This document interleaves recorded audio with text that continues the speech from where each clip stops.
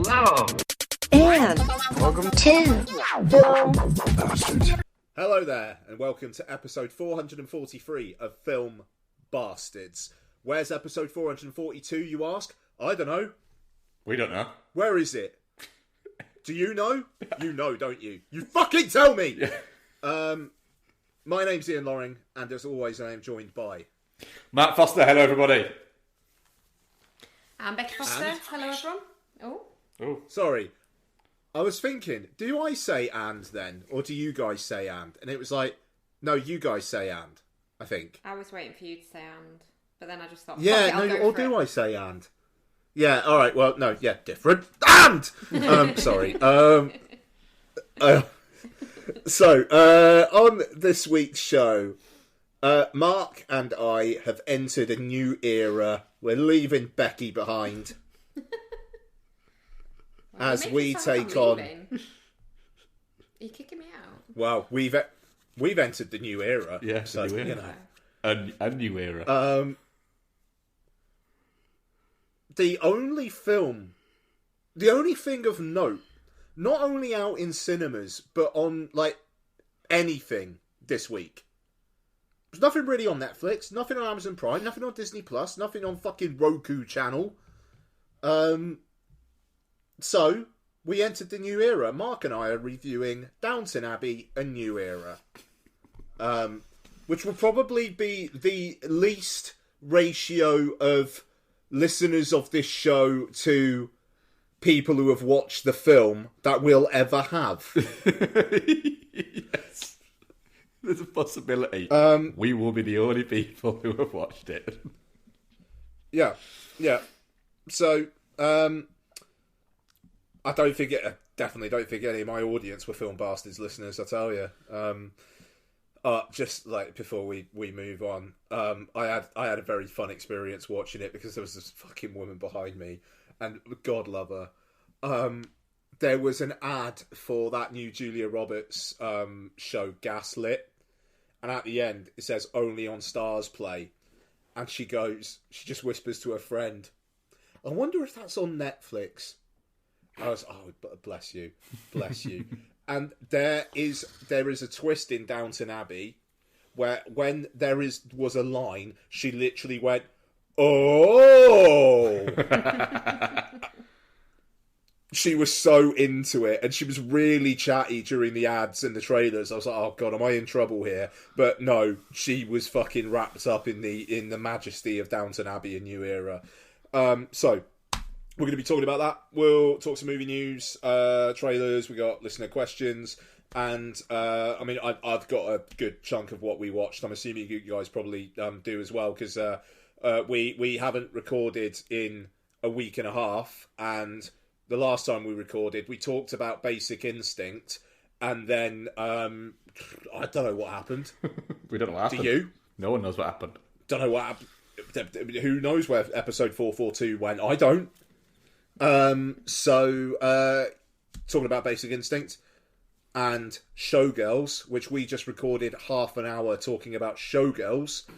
Patreon.com/filmbastards. $2 a month gets you this show early and weekly bonus content, where at the moment we are barreling through our Paul Verhoeven marathon. We have 2 more to record, and then we will be doing a new marathon.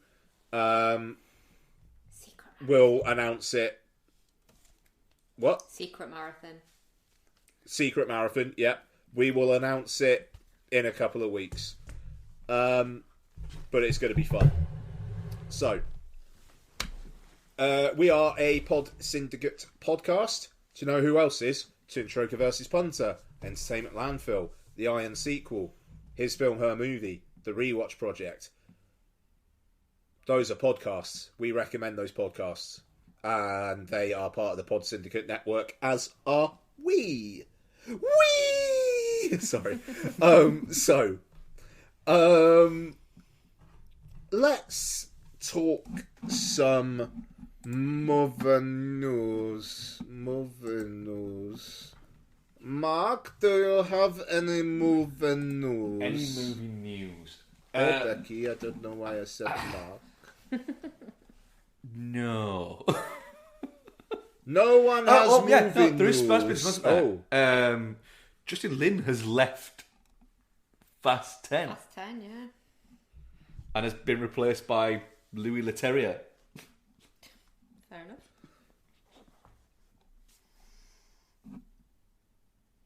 Yeah, disagreements with Vin Diesel, apparently. Apparently, yeah. Apparently, Uncle Vin and Mr. Lin did not get on. Uncle Vin and Mr. Lin? Yeah. That's pretty good. Was it, though? I enjoyed it. Uncle Vin and Mr. Lin. Yeah, fair enough. You'd have to live with it. That's a fair point. It's interesting, this, isn't it? Like, 1 week into production, and the director who co-wrote the fucking film walks. Yeah. Yeah. I mean, that is heavy. We're going in a direction I don't agree with vibes. I think it goes further than I don't agree with. I think it's to the level of we're going in a direction I can't agree with. I was reading something that was saying that it was because Vin Diesel was being really difficult on the set and not learning his lines. And I read that. Right. Now, I feel like this franchise is his life. a few people have said that Vin Diesel can be quite difficult to work with. Yeah, I can see But it. nobody's ever questioned his professionalism. No. You know, and I don't get that vibe from him. Difficult to work with, yeah. But turning up for late and not learning his lines and bits like that, I'm just not. That suggests that something has changed in the core of Uncle Vin. I mean, one of the accusations I read as well is that the core of Uncle Vin is currently full of ice cream. That one I could believe. Is that Uncle Vin? That one I could believe that he's hit like 50s and he's struggling to shed some of the Time off weight. yeah some of his lockdown weight. Bless him. I mean, aren't we all? Yeah. It just once these films are done, though, it's going to be interesting to see what he does. Like it feels like the time where you could have Vin Diesel thespian is maybe done. I mean, like he was in Billy Lynn's Long Halftime Walk, you know, and that wasn't that long ago. But he's coming a bit too close to self-parody for me. I have a feeling after, because number 10 is number 10 the last one, or are they doing another one? It's like 2 parts, but yeah. So there's this, but it's going to release over 2 parts. So I have a feeling that we might end up seeing another Riddick film. I mean, I wouldn't say no to another Riddick film. Because it's going to be that or another Triple X, which apparently is still a strong possibility. But he's one of those with Vin Diesel where you wouldn't be. It isn't going to be anything new. And like Ian says, it's not like he's going to end up in like a. He's not going to be like a Sandler and doing like a Safdie Brothers movie or anything like that. He might do. I just don't think he will. Tarantino might cast him, and then he'll be like a big. But something like that wouldn't surprise me. with Vin, he seems to be both very popular and just kind of not popular at the same time. Yeah. He's such an odd character. It's almost like he's got the fast films make so much money. Yeah. And the Fast universe makes so much money, and they know that he holds so many of the fucking keys. They're not acclaimed, though, are they? I think they're not unacclaimed now. Though they get, you know, they're not like the first 2, where it was just fucking people in Saxos who. You know, drive around McDonald's car parks, watch them. Yeah. You know, they're massive fucking movies now that get 4 and 5 star reviews in publications. Yeah, I mean 5, 6, and 7, like those 3 seemed to really hit the mark in terms of actually getting like decent critical reception. Like 8 got like it was just like, okay, it's getting a bit too big now. It's really obvious that The Rock and Vin Diesel don't get on the soap opera-y kind of aspects. And then Fast 9 was, I mean, it made like $750 million worldwide, which, as one of the first big post-reopening films, is a big deal. But it was still the lowest grossing since Fast 5. And there's a lot of pressure on this. Like, apparently the budget on this one is squeaking close to $300 million. Like $300 million. And okay, if they release 2 parts, you're gonna like the combined budget of the 2 will not be $600 million because you're shooting 2 films. At least I assume they're shooting 2 films because one's going to be released, then one's going to be released the year after. But these films have got to make some fucking serious money to like squeak out profits, like really, really big money. And I think that's interesting because it almost felt like with like, okay, well, maybe day and date and streaming and blah blah blah, that you were going to start seeing like a tightening of the purse strings.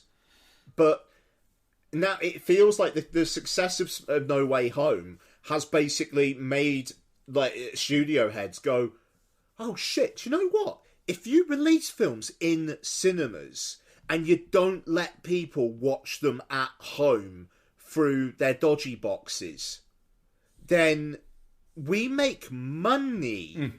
And now they're betting big and they're like doubling down. Yeah, this movie has got to make... Sorry, go on. Has got to make $1 billion in 6 weeks.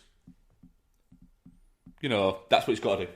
Yeah. Across 3 or 4 markets, it's got to make $1 billion in 6 weeks. And the thing is, it easily can. It easily can do that. Yeah. But the thing is, if it's 2.5 hours long and it's Vin Diesel again going, right, okay, we're going to have like 25 minutes of flashbacks. Yeah. I don't see it reaching those heights. No, which you'd hope is, is not going to happen, and that every time it looks like that's about to happen, someone's just going to push Jason Momoa out and go, fucking do something.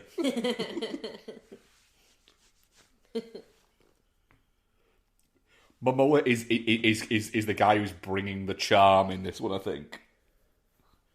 Got the idea. Yeah. It genuinely wouldn't surprise me if they're casting him as The Rock's bigger, badder brother. He's going to be a fucking bad guy, Hobbs. Brie Larson is going to be Brian's sister, kid sister. Yeah. And Charlize Theron's going to be fucking drone piloting something while earning a cool 10 mil. Yeah. Charlize Theron is going to be filming this from green screen in her own kitchen. Yeah, exactly. And so I liked Fast 9, but I rewatched it a few months back, and that thing doesn't hold up on a rewatch. I haven't rewatched it yet. I wouldn't mind rewatching. I will. I think I will rewatch it. Literally, I forgot it came out last year. Yeah. But it's like I saw it in IMAX last year, and it was one of the first big fuck me, cinema's back, it's a packed audience and everybody's buzzing. And that really helped it. I mean, it's like Unhinged. It's like, I want to rewatch Unhinged at some point, but it's like, that film will forever be in my affections for being my first film, like, after the first lockdown. And but is Unhinged actually good? No, I'm sure it's fucking shite. Even though it does have that fucking amazing bit where it's like, oh, and your psychiatrist, you've got a meeting with your psychiatrist tomorrow, and you're going to want to have that because you're about to have a real fucking bad day. Yeah. I mean, fucking incredible. But, and the great line of, there was a bit of a tinge of fuck you in that thank you gave me right there. Oh, my word. Oh, good old Russell Crowe. But, I mean, yeah, so, I mean, this is the thing. It's like, Faster X has got a very, very strong chance of being awful. And, like, Louis Leterrier is a director who can shoot things. But, my God, you would assume all the action has already been storyboarded to within an inch of its fucking life. Yeah. And it's like, what is he going to do? He's got no connection to the material really whatsoever. Like, apparently they tried reaching out to F. Gary Gray and James Wan, and who the fuck else? Like, who's the other? Has there been another director of these? Oh, no, do you know what? I don't think there has. There was one other where they were like, are you available? No, I'm not. And I can't remember who it was. But that's the thing. And they've landed on Louis Leterrier. And it just feels... He's been directing TV. Yeah. To be fair, he directed that Dark Crystal Netflix series that have got, like, really, really good word. But in terms of film, he's not directed something big in a while. I think the last thing he did... big, I can't even remember what the last thing big he did. Maybe Now You See Me? Now it must be Now You See Me. Didn't he direct Grimsby? Or am I misremembering? Yeah, he did. Did he? Yeah, he did. Yeah. Okay, now. So, I mean, that's the thing. It's just like a really unpromising director parachuted in a week after when you've got reports of Vin Diesel ego being as bad as it's ever been. Mm-hmm. Let's see what happens. There are a lot of rumours doing around that he is literally there to shepherd Vin through it. And that it's Vin doing the directing. Yeah, and there's also a rumor that like the big creative difference was that Uncle Vin wants to have a CG Brian in this film. Yeah, and that wasn't in the script. That wasn't in the material that Lynn had. Sounds rough. Leave alone. Yeah, that would be a bad idea. I mean, Jesus fucking Christ, Dom Toretto already named his kid after someone who is still alive in the Fast and Furious franchise. That's fucking weird enough. Let's just leave it alone. That still makes me laugh to this day. And just like the end of Fast 9 when Brian comes driving up and Vin Diesel's like a fucking excited puppy. Yeah. Like, it's fucking brilliant. Yeah. Uncle Vin. I hope I'm wrong. I hope it's great. I really hope it's really, really good. But everything is pointing in the wrong direction for it at the moment. It's not looking great, is it? No. Right. We could talk about Johnny Depp and Amber Heard, but that's just two terrible people being terrible. Yeah. It's one of those. I mean, we could, but do we have to? Yeah, let's not. I mean, that's a whoever wins, we lose if ever there was one. So let's move on. Yeah. So trailers. There's been some interesting shit this week. Yeah. What have we got, guys? Flux Gourmet, the new Peter Strickland movie. I haven't even seen this. Okay. Yeah. Oh, this is that weird one you showed me. Yeah. Yeah. It's like a band, isn't it? Recording an album. But they're recording it using, like, cooking. Is that what it is? And bodily functions to record it. Oh, I did not get that from the trailer. Yeah. That's the idea behind it. I mean, it sounds like Mark had a stroke. So It says set at an institute that's devoted to culinary and alimentary performance. Yeah. It's they're like a okay. symphony that is based around... that uses cooking and food and It just looks burps and farts. It just looks very sticky. It does, but do you know what? I think it looks quite good. I like Peter Strickland. Yeah. That's fine. I'll watch it. It looks interesting, but... Yeah. It very much looks like one of those films where you could walk out of it and go, there is nothing. There is no substance in that movie whatsoever. It is very much, how did this get made, but I really enjoyed it, or how did that get made, like, seriously? Yeah. It just made me want to wash my hands. Yeah, I can see that. I don't remember this one. Which one was this one, Becky? Bodies, Bodies, Bodies. That was the one with Pete Davidson in it. Pete Davidson. Yeah, the movie that looks like, if it's done well, could be really quite entertaining. But if not, Mark, it could be really fucking shit. No, but I'm holding out hope at the moment. Oh, they could just be really insufferable. But I think the point about the movie is that they're supposed to be kind of insufferable. I know, but I just don't know if I need to spend my time with people like that. Again, I think I'm all as right. long as they all die. Yeah. Yeah. I think that's the idea behind it. Have you seen this one, Ian? Yeah, I'm looking forward to this. They all look like twats, Yeah. but twats that are going to get fucking bloodied up. Yeah. So, sure. So if it's that, great. What I want it to be is a movie that is 100% not trying to tell me off, but it's just basically going, these people are dickheads. Watch them die. You all know people like this. Yep. Yeah. Fucking watch them die. Yeah. Yeah. It's like, you know that one scene that everybody liked in the new Texas Chainsaw Massacre? Yeah. Here's it for 90 minutes. Oh dear. Yep, I'll take that. You can take this one, Bex. The new Black Phone trailer came out as well, didn't it? So, yeah, obviously I made you watch it.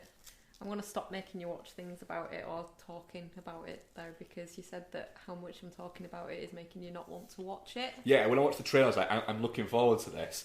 The fact that you constantly keep on talking to me about it is making me go, I don't want to watch this now. You're making it, ruining it for me. I don't think I constantly keep talking You have about to it. talk about it a lot. I'm just really looking forward to it. It looks really interesting. It does look really interesting.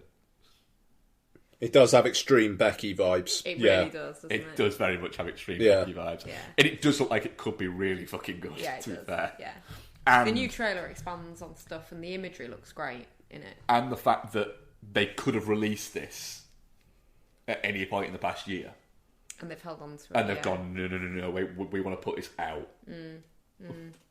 I think it's Ethan quite Hawke's interesting. kind of riding a wave in here at the moment, so you're not going to just bin it.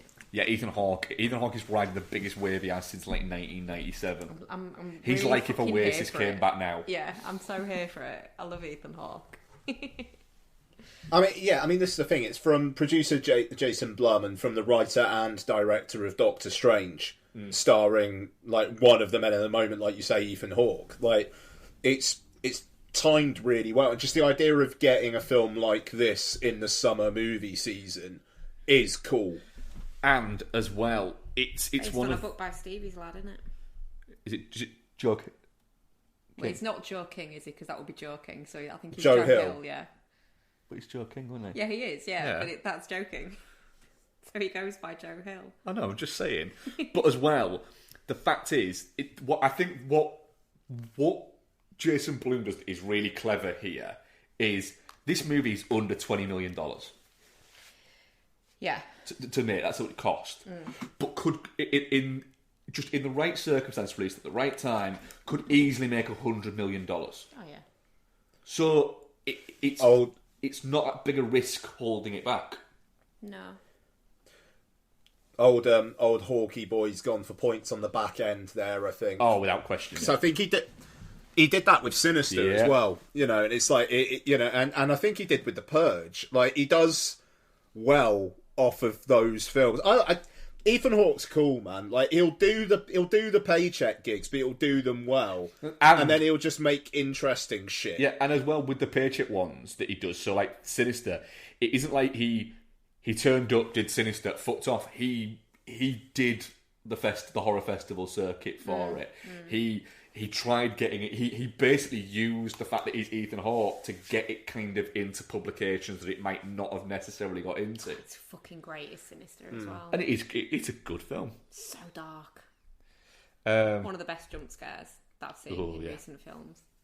Yeah. That little girl creeps me out. On the count of 3, I'm really looking forward to this.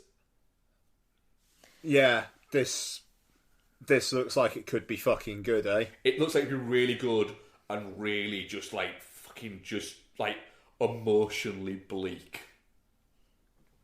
Like you're gonna watch it and then finish watching it and go, that was nihilistic as fuck. I feel bad that I enjoyed that as much as I did. And maybe it will cement whether or not that Chris Abbott is actually a good actor or just really fucking good at picking his roles. Fucking Chris Abbott, man. Yeah. Because everything he's in looks really fucking interesting. Oh, I told you the story, didn't I? What? About Chris Abbott. That when I was talking to a girl at work, and I can't remember what movie we were talking about, and I was like, is it Kit Harington in it? Or is it that guy that looks like looks like Kit Harington? I can't remember which one it is. And she was like, who's the one that looks like Kit Harington? I was like, I can't remember his name. Hang on, I'm going to Google it. And she's like, what exactly are you going to Google there? And I said, well, I've done it already. And she came round and I just typed in, who's that one guy that looks really like Kit Harington? And it came up with it. That's pretty good. So, yeah. Reminds me of when Donna used to call Adam Driver Justin Long Gone Wrong. So accurate. Like stretched Does out. make me laugh. Somehow. Yeah. Like that Ike Barinholtz looks like somebody did a bad drawing of Mark Wahlberg. Ike.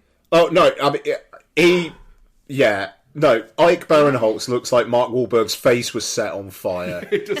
He looks like if someone like a fat chick had Mark Wahlberg tattooed on her thigh. Oh, wow. Oh, dearie me. And you're both picturing the same fat chick. Grim. She's right now at Wahlberg's eating a big plate of wings. Stop it. Stop being mean. I'm not being mean. She's having a great time. There's so many people that look like other people. I feel like you're talking about a specific person there, Mark.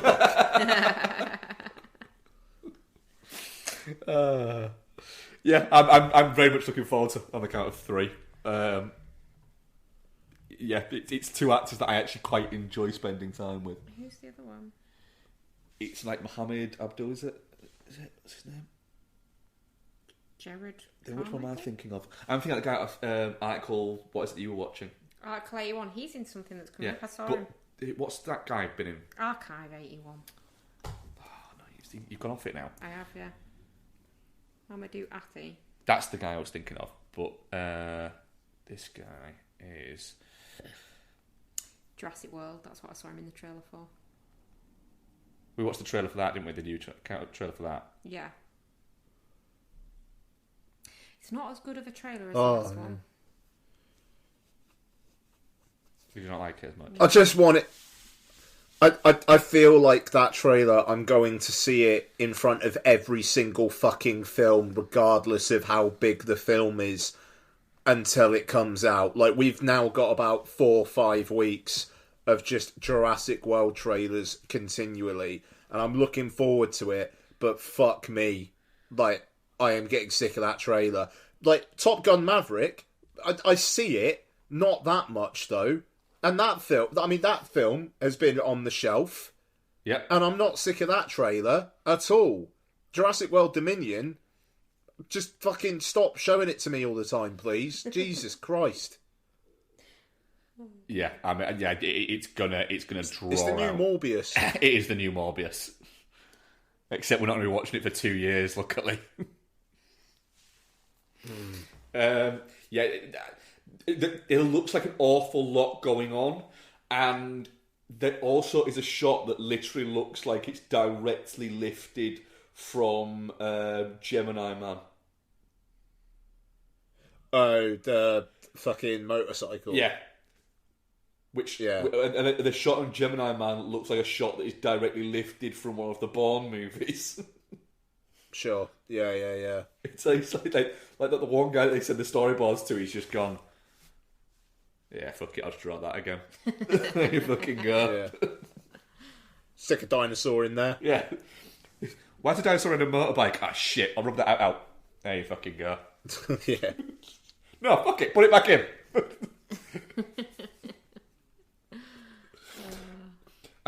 I watched the trailer for Mrs. Harris Goes to Paris before Downton. What, to get you in like the old person? No, I watched it. It was literally on at the cinema. I had no choice. I was strapped to my seat. Okay. I wasn't strapped in. The fuck? Did you go see it in 4DX? The calmest 4DX ever. Can you imagine the carriage rides? Though? I'm assuming there's carriage rides. It just smells like an old house. Yeah. Oh god. You talk about that. I am listening, but I'm going to go pee. Yeah. The thing is, that is the most on-brand trailer to show before that movie, though. Just looking at the fucking screenshot. Yeah, it is. It's about. I've got better than that. I think I might have the same one. I've got better than that. I think I might have the same one. Yeah, so it's about a cleaner that gets her husband's war pension and decides to blow it on a frock. Literally, she used the word frock. Oh, gross. A frock from Christian Dior. So goes to Paris, and then Isabelle Huppert is just really passive-aggressive to her all the time. And I was watching it going, ah, shit, I'm going to watch this. Oh, It's just, it looks alright. Does it? Yeah, it looks fine. It looks kind of fun. Yeah? Yeah. Okay.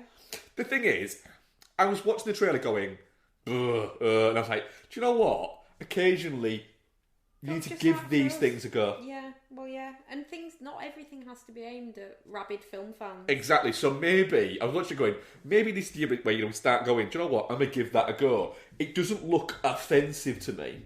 Yeah. And I'm sat about to watch Downton Abbey. So fuck it. Why don't I watch Mrs. Harris Goes to Paris? And I genuinely don't mean that in like a negative way. I mean that in a, why not? Why not? It might be great. Yeah. Leslie Manville's great, Isabelle Huppert's great. Why not? Why not give it a go? Do you know what I'm not going to watch?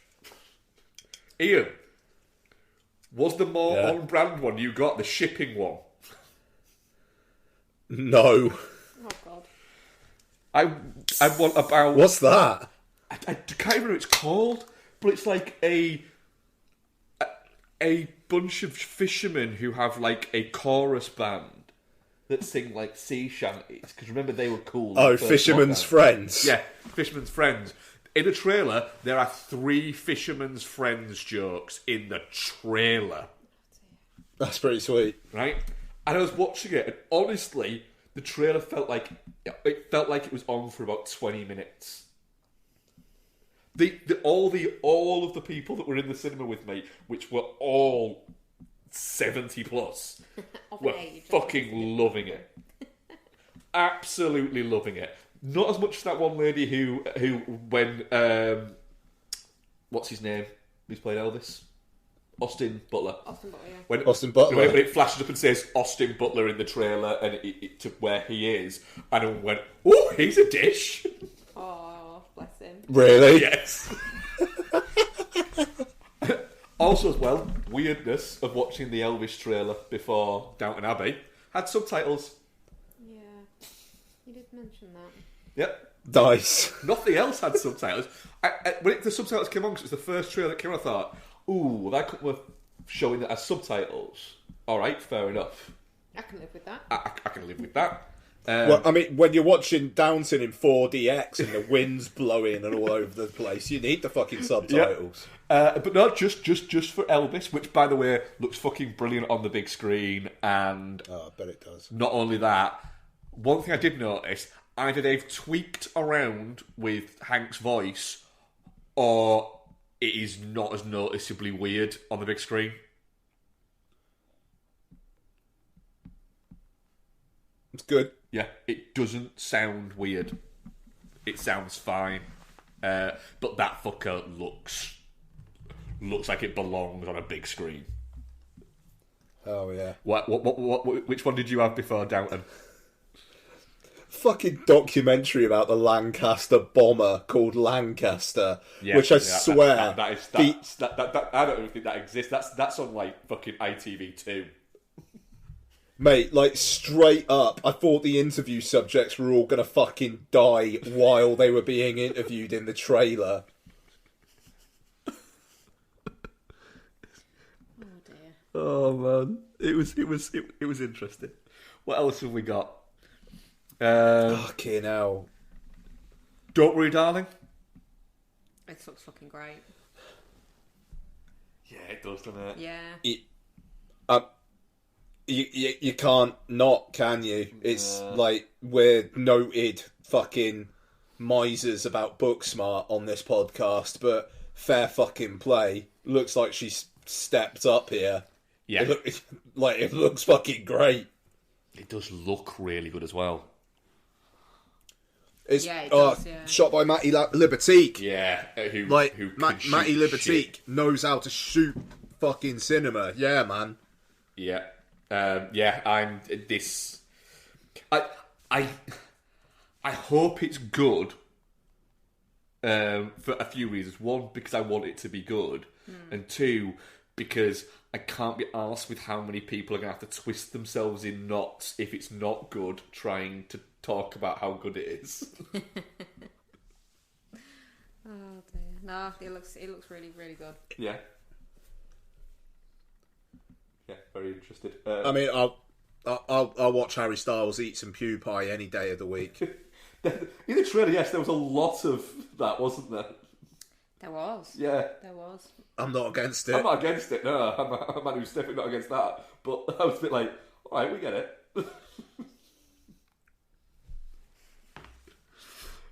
That film's going to be fucking huge. Oh, yes. Like that film is going to be huge. Yep. Like, Olivia Wilde has done some very good man first trap casting in that film. Yes, she has. She's ensured she has a built-in audience who are going to go and are going to pay, and it doesn't matter if they like the film or not. It doesn't matter.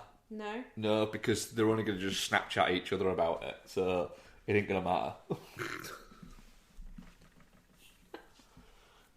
Oh, dear me.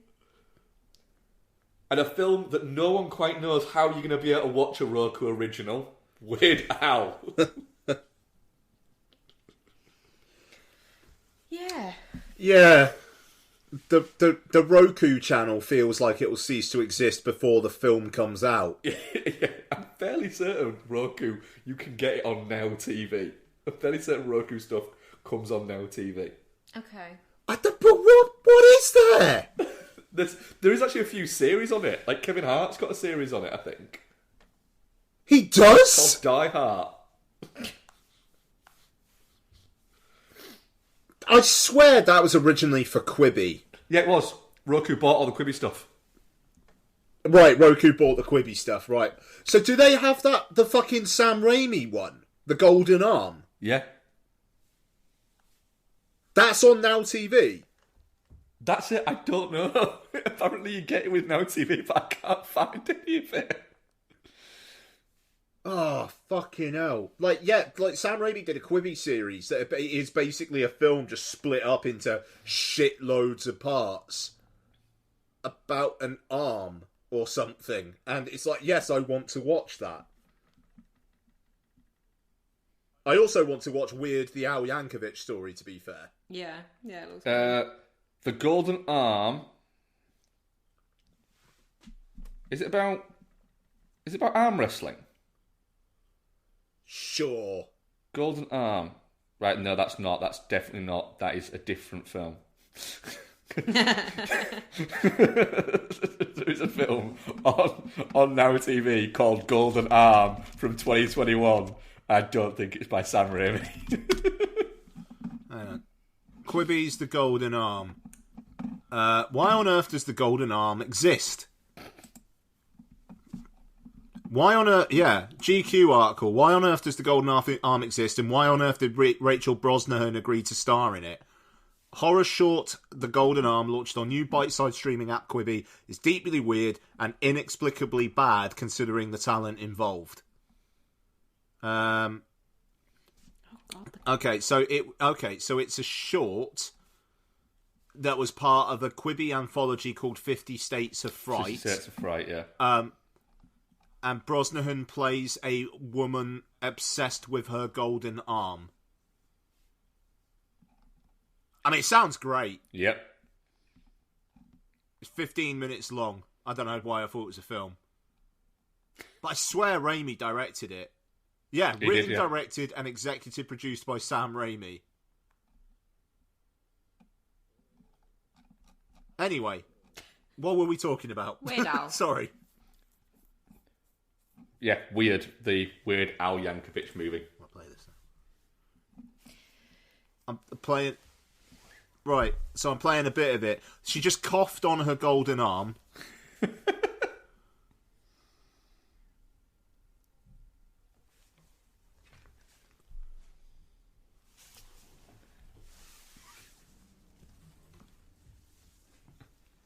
Right, I just realised you guys can't hear this. No. She's refusing to take off her golden arm despite being diagnosed with pulmonary gold disease. Is that a real thing? She's now in a hospital bed with the golden arm. She's just woken up. I had a dream. A terrible dream. Promise me something. Anything. When I die, bury me with my golden arm. Is this a trailer you're watching? And then the husband's looking like he doesn't want to do that. But he's just said, yes, say it. I will bury you with your golden arm. No, it's just like some fucking clip of it on Twitter. It looks fucking bonkers. It kind of feels like Sam Raimi was like, yeah, alright, fuck it, you're going to pay me how much? Wowee. Yeah, that looked fucking special. So, yeah, Weird Al. Daniel Radcliffe, good on him. He's got more money than God, and he's just like, fuck it, what do you want me to do? Yeah, go on, that looks fun. Yeah, it really does look like that's going to be... It looks like it's going to be really good. Oh, but no. it looks like it's going to be really good because Cool just dropped. it's an interesting story, and Let's get them back. It's Daniel Radcliffe. Oh.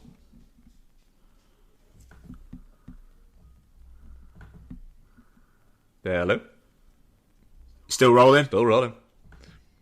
Still rolling. Yeah, Daniel Radcliffe. Like, he'll just do anything for a laugh, won't he? He's got more money than God. Let's go. Yeah. What do you want me to do? Play Weird Al? Sure. Yeah, it is. It literally is. He's going to do anything that he thinks sounds vaguely interesting to him. Nice position to be in. Yeah. If made his nut, why not? And he's just gonna fucking blue ball people about another Harry Potter film, I think, until the end of his days. Yeah, probably because I reckon he just thinks it's funny. Yep. I don't even think he thinks it's funny, like, for the fans. I think he just thinks it's funny for Rupert Grint's career. Oh, that's Apt. Incredibly apt. strong. Right. Shall we enter the new era? We need to enter a new era. Bex, could you go and grab me a drink while we're in our new era? I don't want any spoilers. Okay. So you rather help going on people do with spoilers a all the regional time. accent. I feel like I have one. Not that prominent. Okay. Let's enter it. Downton Abbey, A New Era, I believe it's directed by a gentleman by the name of Simon Curtis. Who is and, married to stars... one of the stars of the movie. Oh, is he? Who? He is married to Elizabeth McGovern. Oh, shit, really? Yeah. Well, fair enough, then. She's like the American wife, yeah? Yes. Yeah, okay. So, Downton Abbey, A New Era stars Hugh Bonneville, Elizabeth McGovern, Tuppence Middleton, fucking Dominic West turns up, Laura Haddock, just a bunch of people that were in the show, and Maggie Smith, who was also in the show, so I don't know why I said that after. So, Downton Abbey, A New Era is a film that, for context, Mark and I don't know anything about Downton Abbey, have not watched an episode of Downton Abbey, nor the previous film. So, it starts with a couple getting married. Who are that couple? We don't know. I actually forgot which couple it was. Like, a couple of people got married. I think the, Irish guy? The Irish and guy, and wasn't it Tuppence Middleton? Yeah. So, the Irish guy and Tuppence Middleton get married. Yep. Maggie Smith Yep. says to them, "Oh shit, I've been given a villa. Oh, your daughter can have it." Yep. Because she's got nothing else, because you're actually poor, aren't you, Irish man? Is that what it was? Yeah. That he's poor? I think he's not from good stock. I think... Like, he's not good from good stock, but Tuppence Middleton isn't she? Yes, she is. She's part of their crew. Yeah, she's a Crantham. Yeah. Crawford. Crawley. Crawley. Yeah. That's it. Grantham. Is it? Okay. Crantham. They're earls and ladies of Grantham, and their surname is Crawley. Right. Okay, fine. So, they're given a villa. Mm-hmm. Because... And not the type you get on Airbnb. No. And it appears... Because Maggie Smith is just an unforgettable fuck. And a man who she spent a week with, 60 years ago, was so taken by Maggie Smith's pussy that he gives her a villa. Yep. Or is it that? But it fucking weirdly seemed like it for quite a large chunk of the film. While this is happening, a film crew wants to film at the estate, so Hugh Bonneville and some of the others go to the villa to find out what's going on, while some of the others stay at the Abbey while the film is being shot. And then you get a subplot which is about how silent film actors were screwed by the advent of sound, which, I'll be honest, I didn't see coming. There was another bit I didn't see coming amongst all of that as well. Dominic West and the Butler. Dominic West and the Butler. I mean, yeah, wowee. So Downton Abbey, A New Era is a film which has made some money. It's done pretty well in its opening weekend, okay.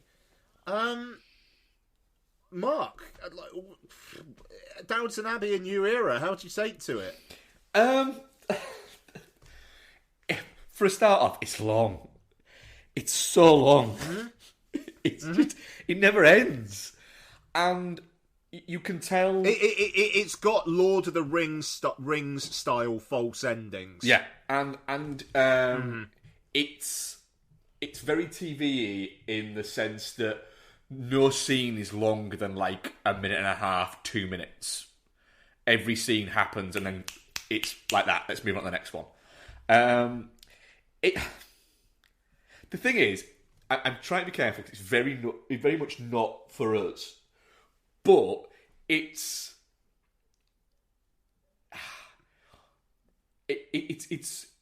fairly like offensive at points in its depiction of class divides. Of all of the help have regional accents of varying degrees. The old butler is xenophobic, borderline racist, I think, against the French, which is jolly funny, isn't it? I mean, it's not their fault, but they're all just so French. Yeah, and we better watch out because the British are coming. You're watching it going, wow, this is a really popular show for a certain amount of people. I can tell why this country's fucked. The fact that the lady of the house keeps coming to the rescue for everything by saying really obvious things. And then, what would you have it? She saves the day. Why does she save the day for the big picture? Why does she save the day? Because the star of the picture has, what would you have it, a regional accent. Wow. And she doesn't, she sounds posh. Wow. Yep. She doesn't have an affair because she doesn't really do that kind of thing, but she does really like handsome men. Ian, that's the line in the movie, isn't it? No, I mean, yeah. It's... She likes, she likes, she's very, very into the fact that the guy is into her. Yeah, it is. Yeah. It's...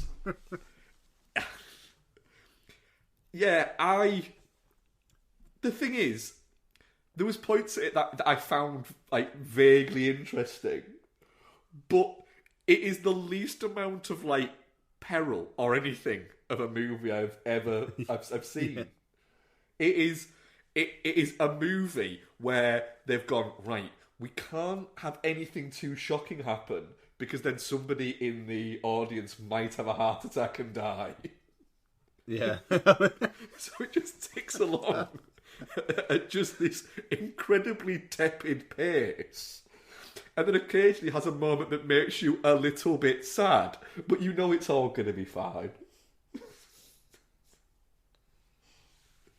So the thing is, it's not for me.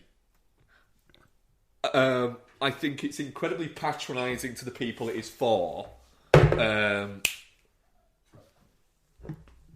And you just clicking to get your butler there, bud. Yep.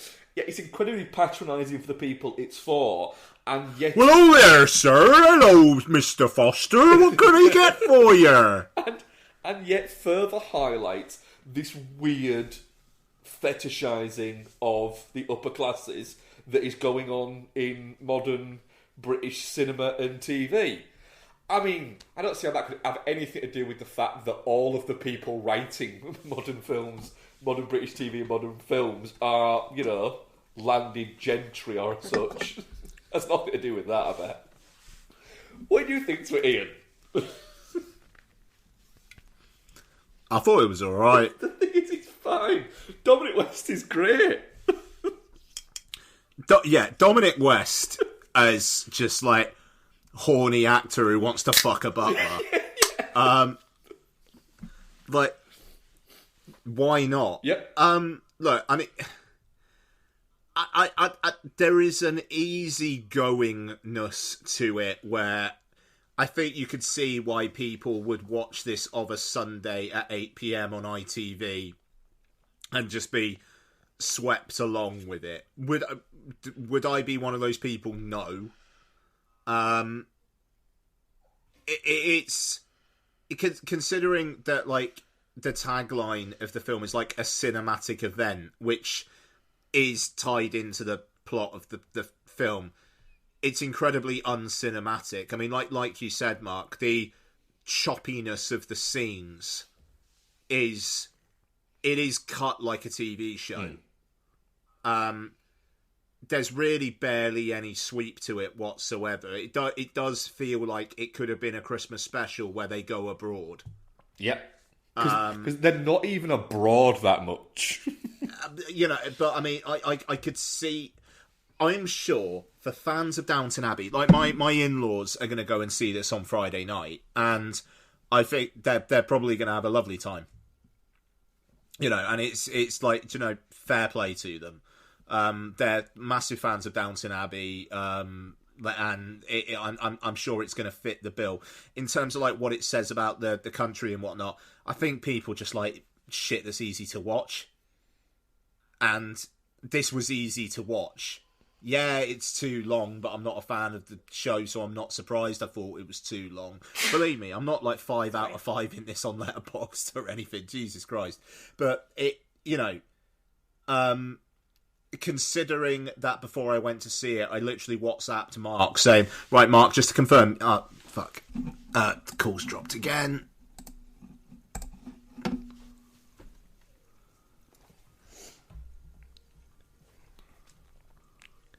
It's not letting us answer.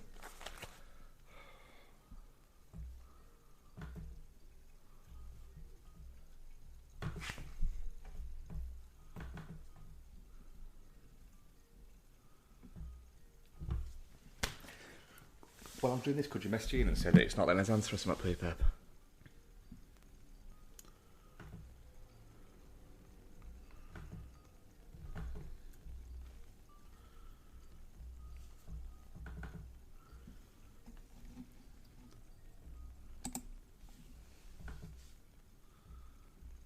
Oh, he's fucking back now.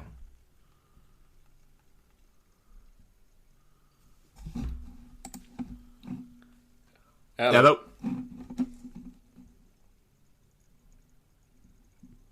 Hello. Can you hear me? Hello. Hello. Okay, that was weird. Can you hear? Are we back? Yep. Yep.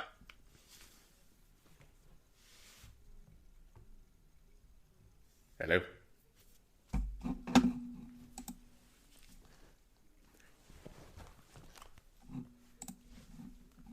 Oh, can you hear Ian?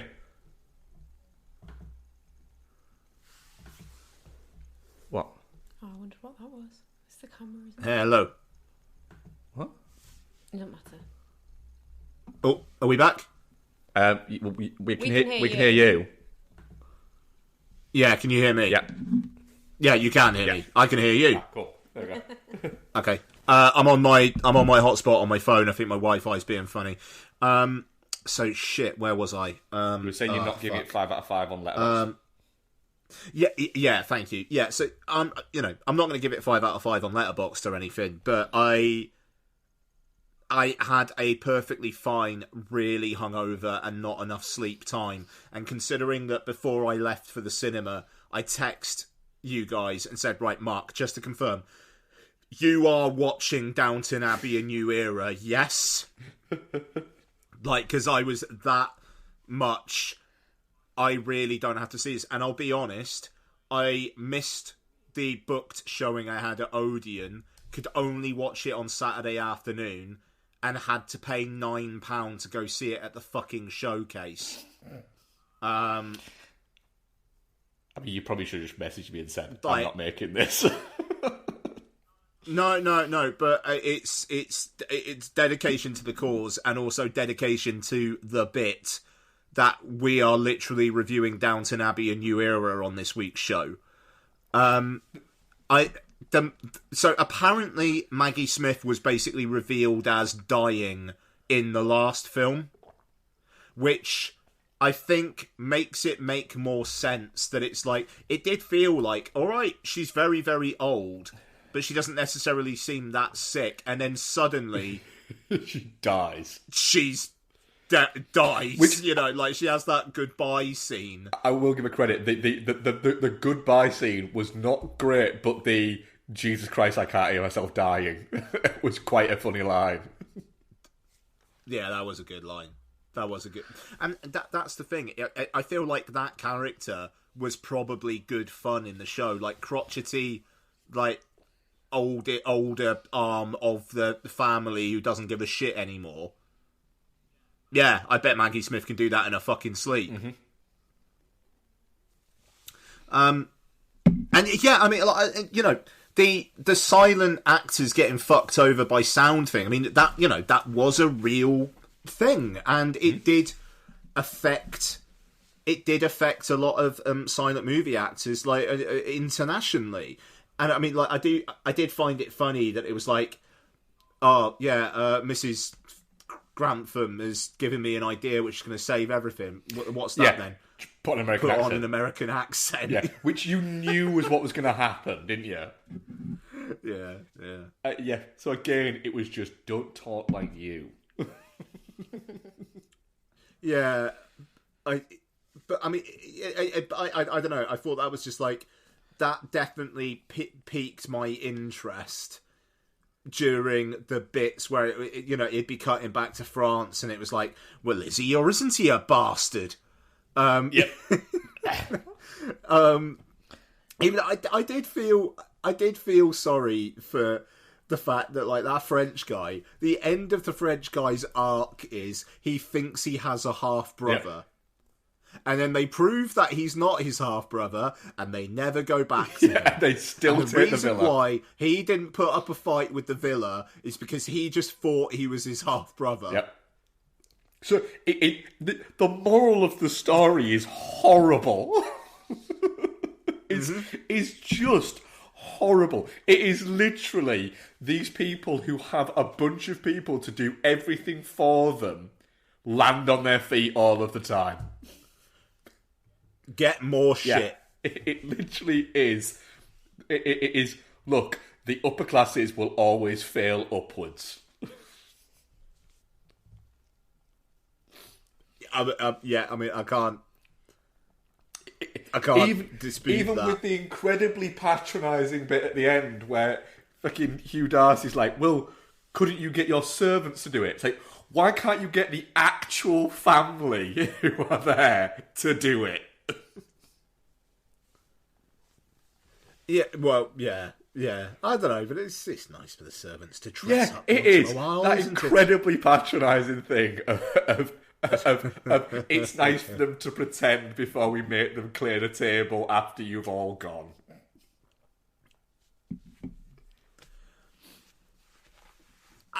Saying all that, like I say, I had 5 hours sleep. I was really hungover. I kind of just let it wash over me, and it was fine. You know, if you're a fan, doesn't look like a film, doesn't really sound like a film, it's not really acted like it's a film. It's got the length of a film. It's a fucking... It's, you know, it's an extend... It's a Christmas special. It is a Christmas special.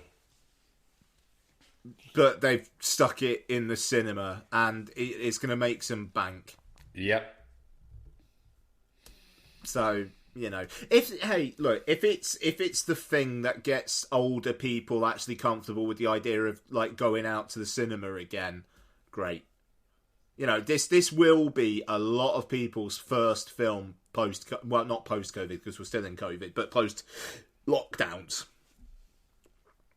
And, you know, I think that's important. I think it's important that films made for an audience that is emphatically not me are made. And can't hate it. Definitely not shit. Like, super, super mildly, don't get me wrong. But I can't say it's shit. It's fine. Yeah, I can't say it's shit. It's not shit. But I'm going with what I had of just why. Just why?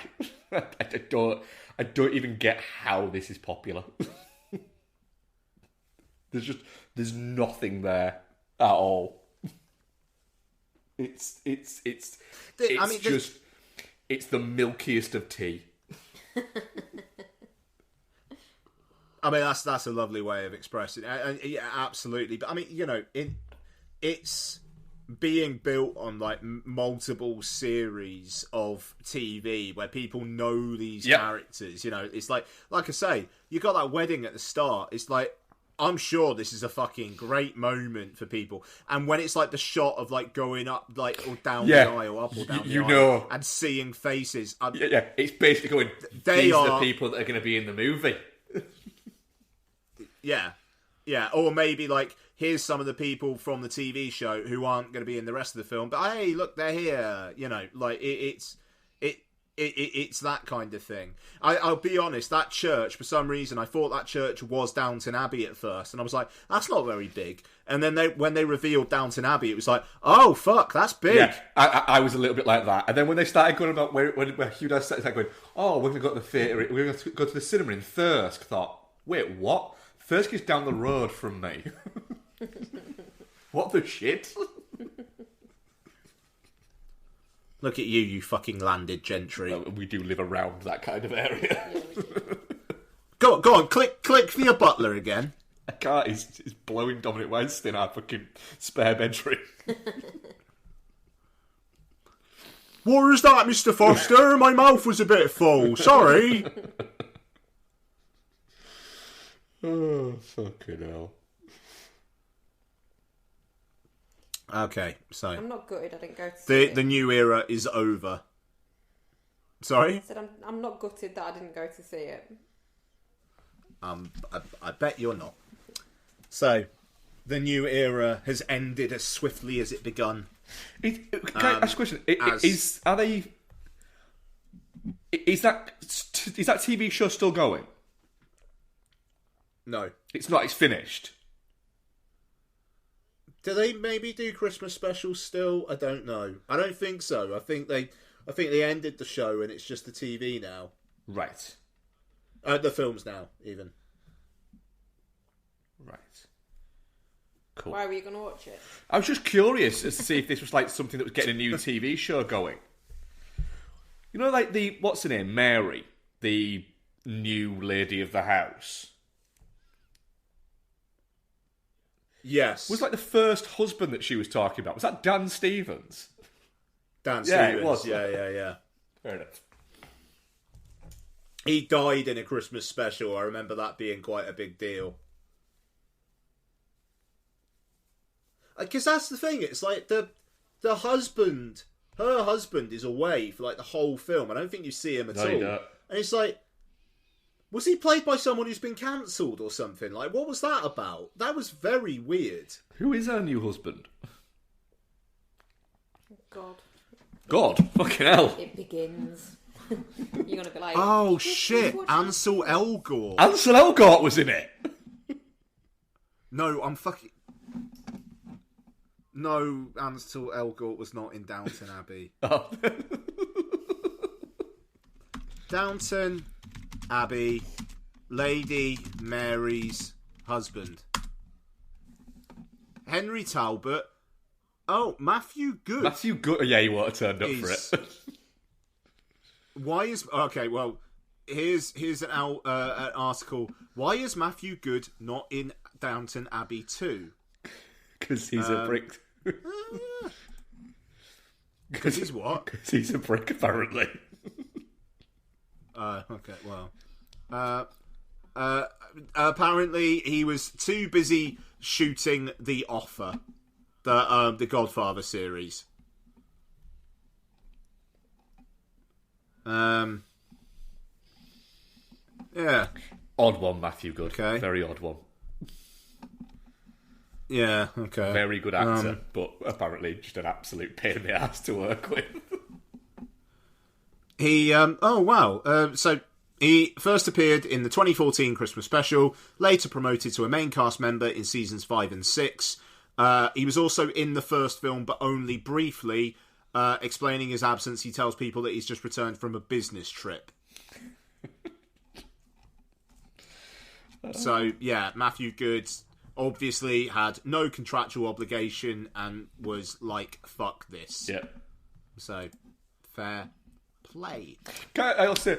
Did you put out a tweet? I did, yeah. Acting-wise, it's really quite good.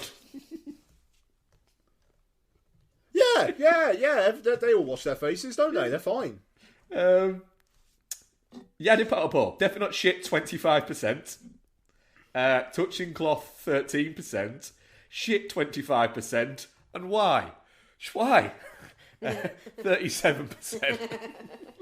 Did you actually put Y as an option? Good stuff. All right. Well done. Well played. I think Becky needs to talk now for a little bit. Okay. No, Becky's fine. She's Yeah. been annoyed by listening. Bex, we're no longer in the new era. We're back in the old era. Back in the old era. Yeah, we're back in the old Shut era. It's okay, no one will miss him. He was thankfully, Wow. I think this will be the last week for a while that we have to resort to reviewing Downton Abbey. The next time we have a week like this, we'll just do a retro review of the first Downton Abbey. Yes. Just to confirm, we won't be doing that.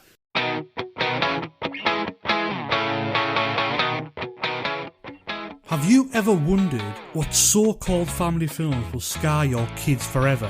Putting 4 and 5-year-olds in front of this movie, it's like, if they didn't know what death was before this, they're going to know it after it. They're going to know it after it, and they're going to be freaking terrified. And they're going to be questioning you. Yeah. Or do you have the slight suspicion that your loved one has a cold, dead heart? Yeah, the Dark Knight has got like all the orphans, and like, oh no, we're going to die. They did not build up those orphans at all. In my head, it's like, kill them. Then look no further. The His Film Her Movie podcast is the show for you. It's the movie podcast that celebrates the contrasting cinematic tastes of its hosts. So join Jordan and Lauren every week on their unique journey through the land of the silver screen. So if you're looking for a few laughs, some fun film-related chat, then get involved. You can find us on Apple Podcasts, Spotify, Stitcher, or wherever you get your podcasts.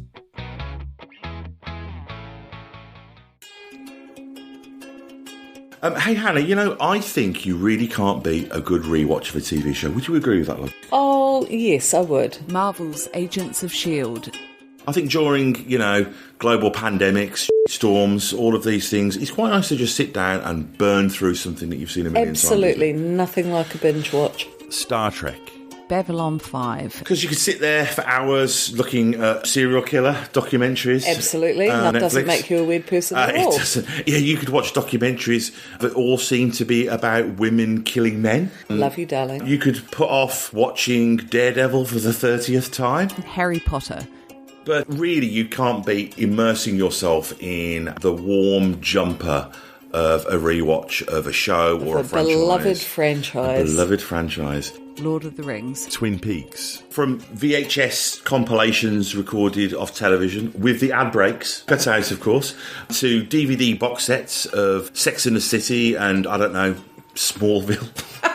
Farscape. Quantum Leap. To giving up finding new content on Netflix and just having a comfort trawl through Star Trek The Next Generation or Parks and Recreation. I think that we can all agree. There's a lot to be said for that. You can't beat a good rewatch. So, with that in mind, join Hannah and Mike from Chinstroker vs. Punter as we burn through some of our favourite franchises and share our immediate reactions to each instalment in both spoiler and non-spoiler sections. To do that, do a search for the Rewatch Project with Hannah and Mike on Apple Podcasts, Spotify, or whichever your favourite podcast provider may be, or go directly to anchor.fm/rewatch project. We are proud members of the Pod Syndicate family of podcasts. Right, Bex, what have you been watching this week? I haven't watched anything on my own, so coming to me, Mark, was redundant. I genuinely don't think I have. Bear with me. Oh, hang on, that's a lie. I watched The Woman in Black when you were not very well the other night. Oh yeah, when we thought I might have COVID. With a bottle of wine, which made it a lot more bearable. I actually enjoyed it this time around. I think if you take out of the equation the fact that the book's really good and just watch it for what it is, it's got real kind of what's that film with Johnny Depp in it that we used to watch all the Sleepy time? Hollow. Yeah, it's got Sleepy Hollow vibes to it. So Radcliffe's Johnny Depp. Things are afoot. He basically reinvigorates this ghost, and because he's seen it, and then all the children start killing themselves. Sounds great. It's alright, actually. I just walk by schools with that power. The story's better, but it's fine, to be fair. It's not a good adaptation, but it's a decent enough film. Fair enough. And the ending's bleak as fuck. So basically, are you going to watch it? Have you seen it, Ian? I've seen it. I just don't remember it. Have you I've seen it. Yeah, so do you remember the ending? So the latter part of the film is basically him trying to stop his son from coming to this place. What? I remember the poster. Okay. Coming to this place because then he'll be infected by this malady that's affecting the children and he'll try and kill himself. But then he can't get hold of them, he can't get a telegraph to them or anything, so he has to go and try and sort of appease the ghost so that she lets them all go. So the reason she's all vengefully is because her son was adopted by her sister against her will, but then when they were travelling in a carriage it got stuck in some mud and sank, and they didn't try and save him, they just left him in the carriage to drown, and they got out. Blake. Yeah. So he thinks that it'll appease the ghost if he goes and gets the body. I do remember this bit, yeah. And buries it on consecrated ground, buries him with his mother. Yeah. So he does it, and he thinks he's sorted it, and he goes and meets his son and the nanny. Oh, his wife's dead, by the way. Died in childbirth. Goes and meets the son and the nanny at the train station, and he's talking to the conductor. He's like, nope, we're going straight back on a train, we're not staying here. He goes to see about getting a return train, and his son starts walking towards the edge of the platform and then jumps down as a train's coming. So he jumps in front of the train to save his son, and you think, oh no, they've been hit, and then there's a shot of them crouching at the far side of the bit of the tracks, unmangled, and so you think, oh no, he's managed to save him, and then he turns around and the world goes all that milky white like it always does in Silent Hill when it's Dead World, and then his wife's there, so they've just both fucking died. Oh shit. So the woman in black's still rampaging around. Is there a sequel of this? I think there might be, actually. But yeah, actually quite enjoyed it on rewatch. Cool. Nice. I will say that with the caveat that I am very forgiving of horror movies. Yes, you are. You are, yeah, but that's okay. Well, yeah. Woman in Black 2, Angel of Death. Wow. Nice. That took it to a whole new level. Yeah. It's about evacuees during World War II. Oh. It's fine. Anyway, yeah, that's me. That's all I watched on my own. Oh, cool. I've watched some bits of my own if you want me to do those. Yeah, go for it. Is that right, Im? No, I refuse. Well, fuck you, I'm doing it anyway. Yeah, well. Great. Can I ask a question before I decide whether to go and make myself a cup of tea? What? Is it all shite? No. Is it? Because you promised that you would try and be better last week on... Oh, that's why you sabotaged the show. That's where it went. Because you promised to stop watching crap. About to, prove myself But here. I can see... It was Mark all along. It wasn't anything to do with Ian. Yeah, Mark did it. I'm about to prove myself. I'm about to make you look... Egg on your face is about to exist. I can literally see on your iPad what the first one is, Mark. No, you can't. I watched Cabin Boy. Go on. I rewatched Not Another Teen Movie. Fucking idiot. It's got Captain America in it. Get a cup of tea, Bex. Go on. Yeah, this is a lot nastier than I remember it being. They're all just just nasty, mean-spirited, aren't they? A little bit, yeah. It's quite...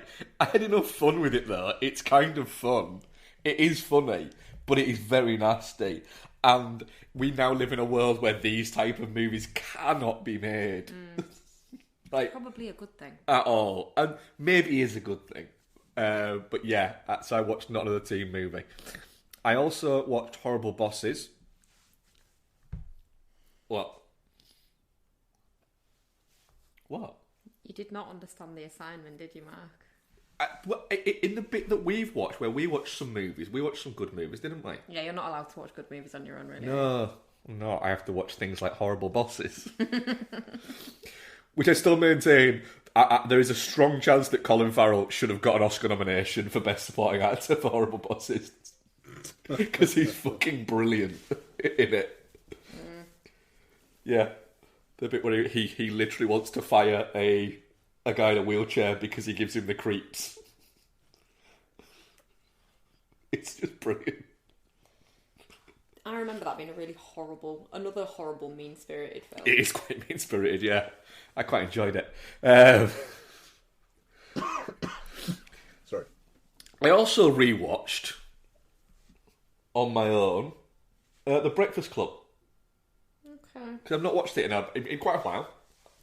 And it seems to be one of those movies that, like, 10 years ago and 20 years ago and 25 years ago, it was regarded as a bit of a becoming a classic, and then a classic of the genre, and then a classic, and now you've got to criticise it because you've got to look at it through 2022 eyes.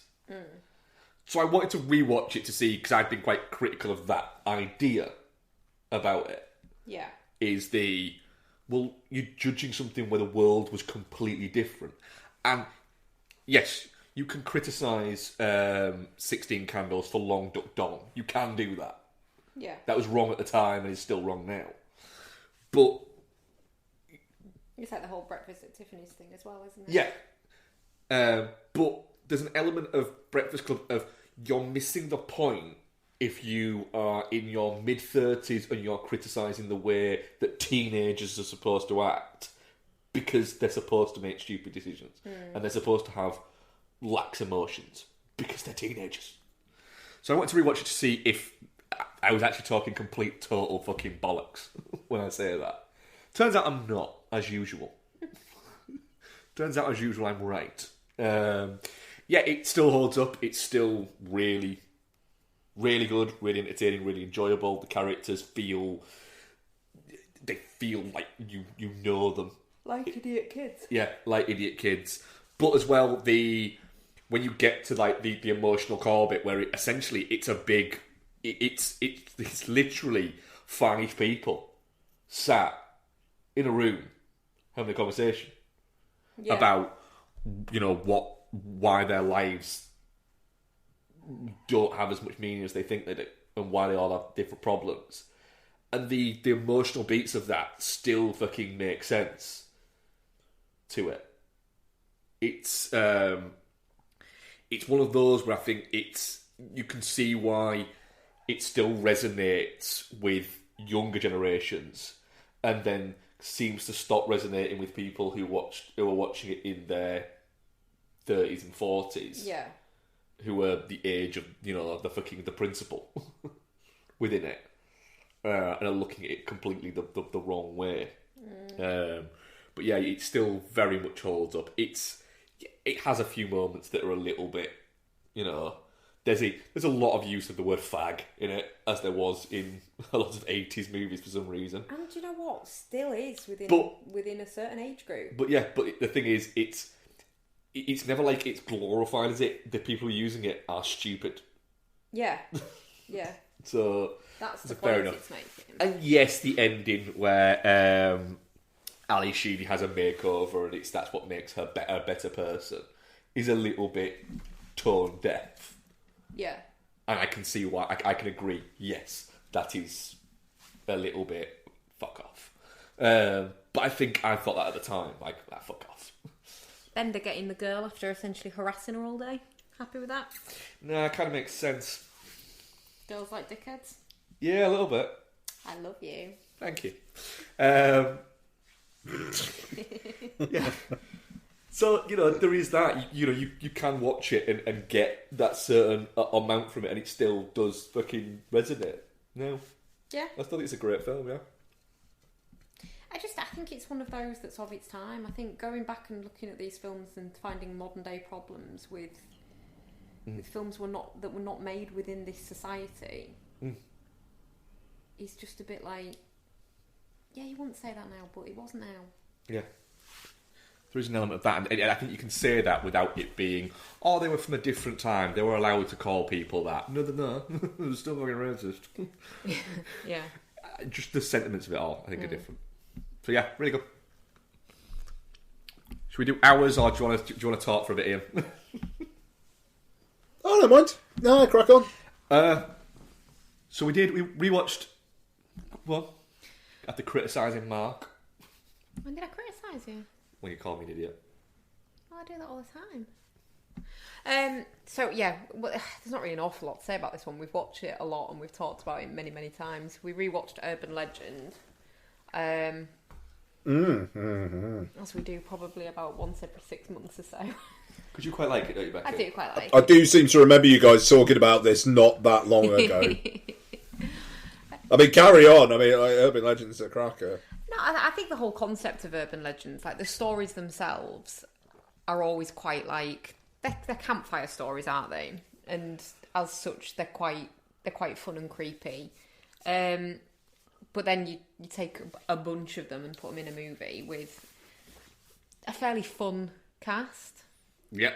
And a bit of a Hollywood gloss, and you get Urban Legend. Yep. Yeah. We also rewatched American Pie. We did rewatch American We Pie. watched 2 Tara Reid movies. We did. Oh, maybe we should do a marathon. Maybe we should watch that one where she's like a paleontologist or a nuclear physicist or whatever she is. Me and Ian watched that. Alone in the Dark. Yeah. Yeah, we did. Ian watched that last year. Why did I not watch it? I can't remember why you didn't watch it. There's a reason why you didn't watch it. Oh, that's a shame. I like Alone in the Dark. It's part of that. No, I think you did watch it. It's just part of that video games episode we did. Might not have even been last year. Might be the year before. It was a COVID episode. Oh, okay. I think it was. Yeah, I think it was dark COVID days material. American Pie is American Pie. The older I get, the less I appreciate. See, I still appreciate it. It's fun. It's just gross. It is a bit grim, but it's fun and it's funny. The bit where, the bit where he drinks the pale ale. It's the reaction he has of realising, of Sean William Scott does some great acting of realising what he's drank. The thing is, the film itself, the content, I appreciate less as I get older, but the performances are actually all pretty good. They're all very, very believable as real idiot kids. So, yeah. Yeah. Yeah. We also watched some good films, didn't we? Yeah. So American Pie's alright. American Pie's great, yeah. We rewatched The Witch, didn't we? We did. Because after The Northman, and we said it on the show, we must have got it wrong. Yeah. Because The Northman was that good, and everybody... There's a lot of people of opinions that I respect really like The Witch. What did we miss? Because we outright both hated it, didn't we? Really did, it was in my bottom 10 of that year. Yeah. Guys, we're holding our hands up. Yeah. We were idiots. We were wrong. We were really, really fucking wrong. Hell yeah. Really fucking enjoyed it on rewatch. It's brilliant. It's really good, It's really fucking good. Yeah. It's really creepy, it's icky,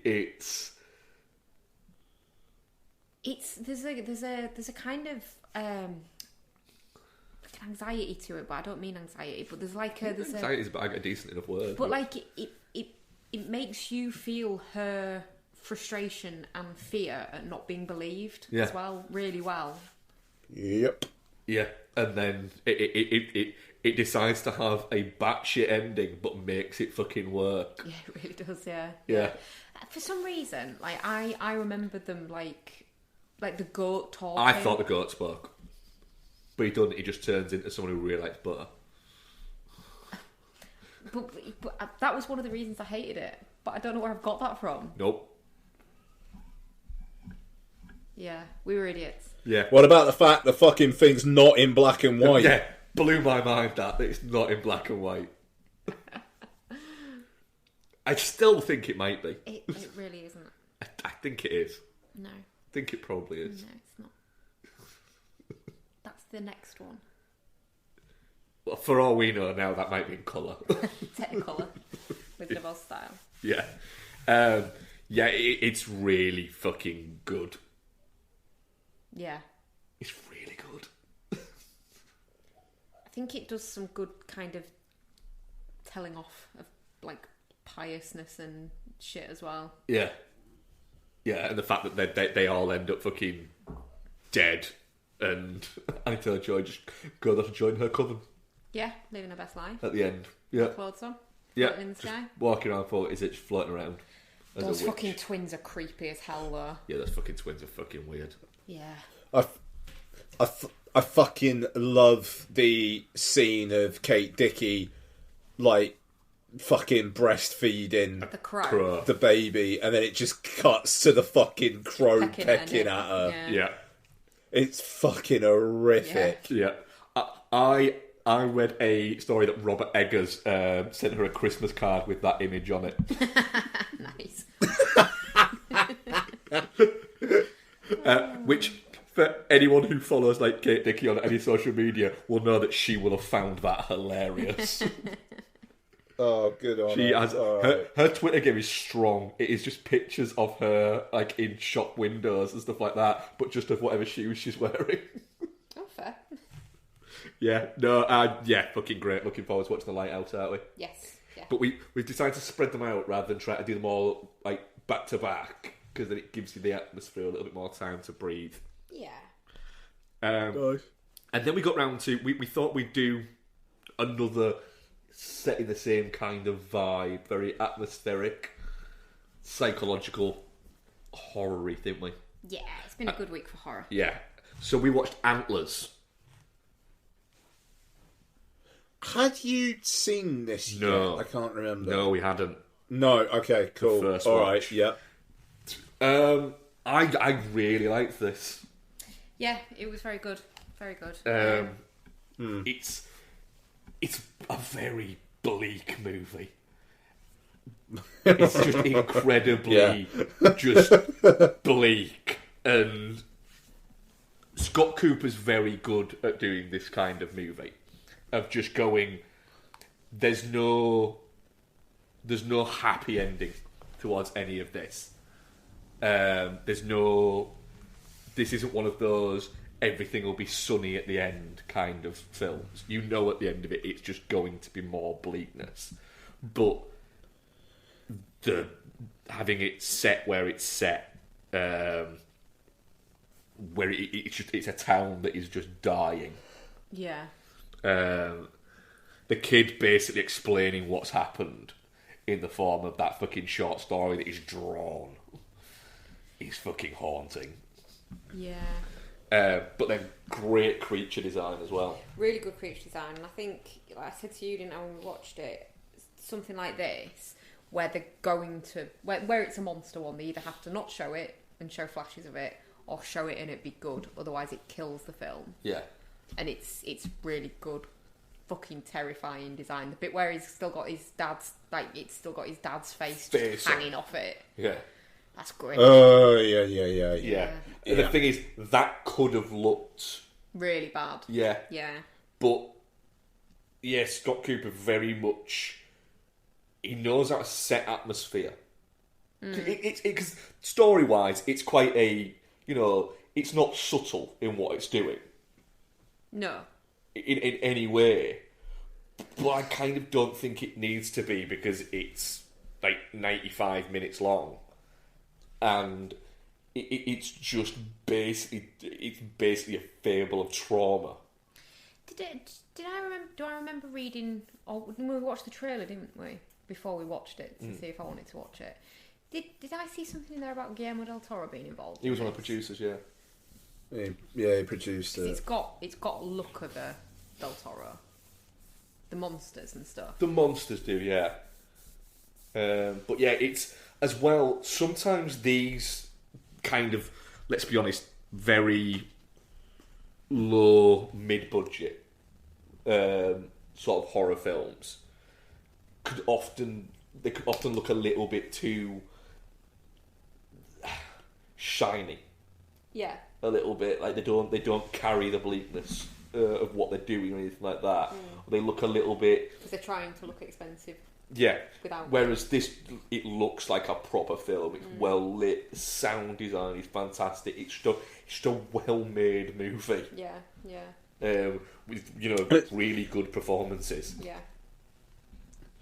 It's weird because I remember at the time people were kind of criticising it, going like, "Oh, it's like Scott Cooper's talking down to genre fans with this. Like, he's made a horror film because it was the only way he was going to like get this film made, so he had to make it a horror film." It's like, no, like it feels like Scott Cooper's taking the genre very fucking seriously, and he's not fucking about with the film. Like, the fact it's a 15 is kind of insane to me.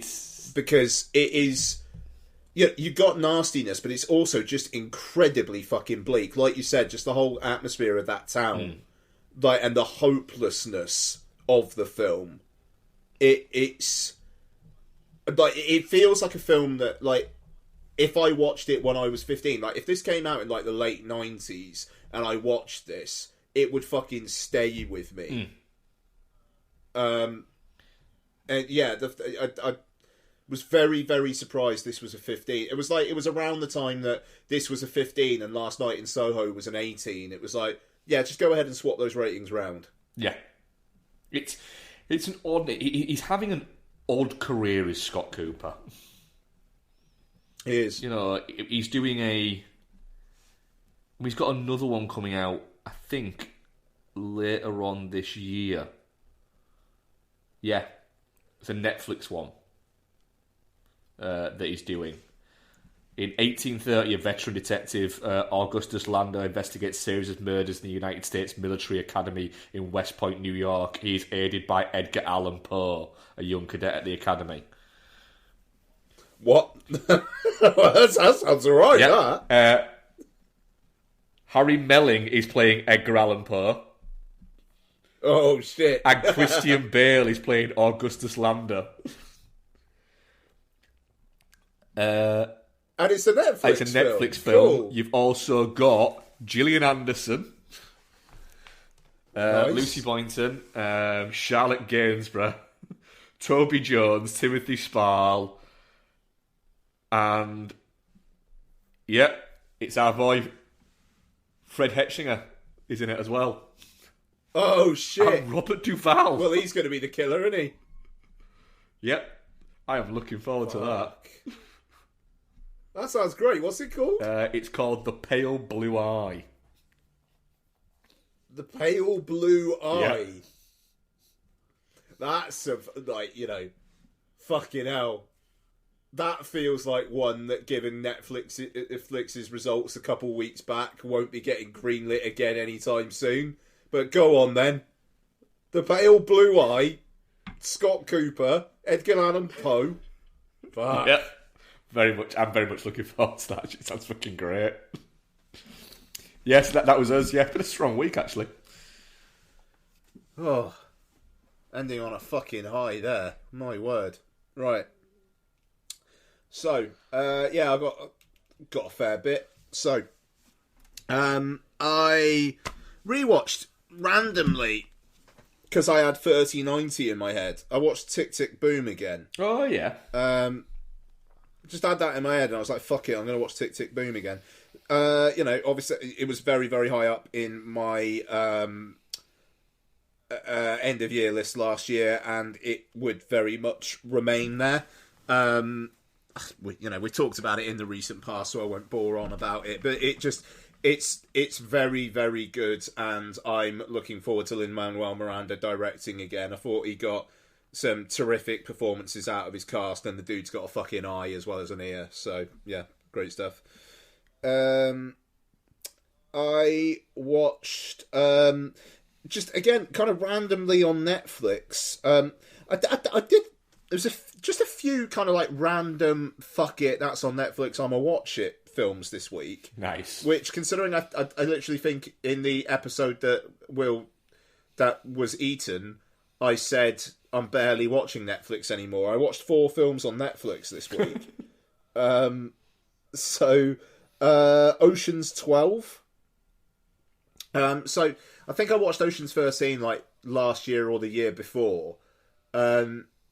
And Ocean's 12 is a film which actually is the first film I ever watched with Donna. So it kind of remains notable for me for that. And I remember not liking it. And, you know, the reception of Ocean's 12 was very, oh, well, this is very pleased with itself. And I watch it now, and it's like, yeah, it is really pleased with itself. And I don't know why that's a bad thing, because these are cool Hollywood people being cool in Hollywood, but Steven Soderbergh just having an awful lot of fun with cool people doing some mad shit with his camera and just being a kind of like a light and frothy film, which, given its setting, appropriately has a more kind of European feel to it than the glitzy first one. Ocean's 12's good. It's just not as good as Ocean's 11. No, but it doesn't have that clockwork nature that Ocean's 11 does. It is more free-flowing, and there's kind of like just like multiple bits happening all at the same time. But it's a damn sight better than Ocean's 13. Ocean's 13 does feel like cashing in some fucking paychecks. Yeah, this for sure. Ocean's 12 is interesting.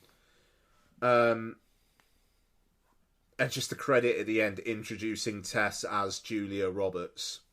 That's funny. It's fucking mad that they actually did that. Just the way that like they kind of build it up through the film of like, don't you think she looks like, don't ever say that to her? But you know, she really does. Don't ever say that. And then, you know, they pull that out, and it's just like, yeah, all right, fine. That's fucking mad and a bit too fourth wall breaking, but go ahead, do it. Yeah, fun. So after that, I was like, well, I'm in a heisty kind of mood now. So what can I watch? Oh, here's something I've been meaning to rewatch for ages, but haven't. Gone in 60 Seconds. Fuck yeah. When was the last time you watched Gone in 60 Seconds, Mark? Probably not that long ago. I could probably find it on Letterboxd and tell you, to be honest.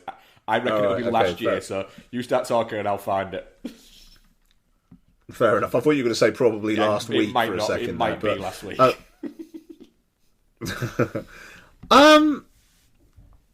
Yeah, I actually wasn't as into it as I thought I was going to be, if I'm absolutely honest. It spends obviously because the plot of the film where they got to steal a shitload. Okay, cool. Yeah, okay, cool. So yeah, it spends a lot of time on just individual bits of them getting the cars, and I understand because they got to steal a shitload of cars in not a lot of time. But it's like the ticking clock threat of Christopher Eccleston feels weirdly just not there. Like it's constantly there's like a countdown of how long they've got to go, but Christopher Eccleston basically only turns up in 2 sequences, which is the bit where it sets up his plot. And to be fair, Giovanni Ribisi made his bed. He can fucking lie in it. I don't know why Nicolas Cage is getting called into it. He's fucking retired. Your kid brother's being a dick and has got into trouble with a bad guy. Don't see why that's my problem. Bit harsh, but fuck it. And then Christopher Eccleston turns up at the end and like has a bit of a fight with Nicolas Cage, but not much of one. Yeah.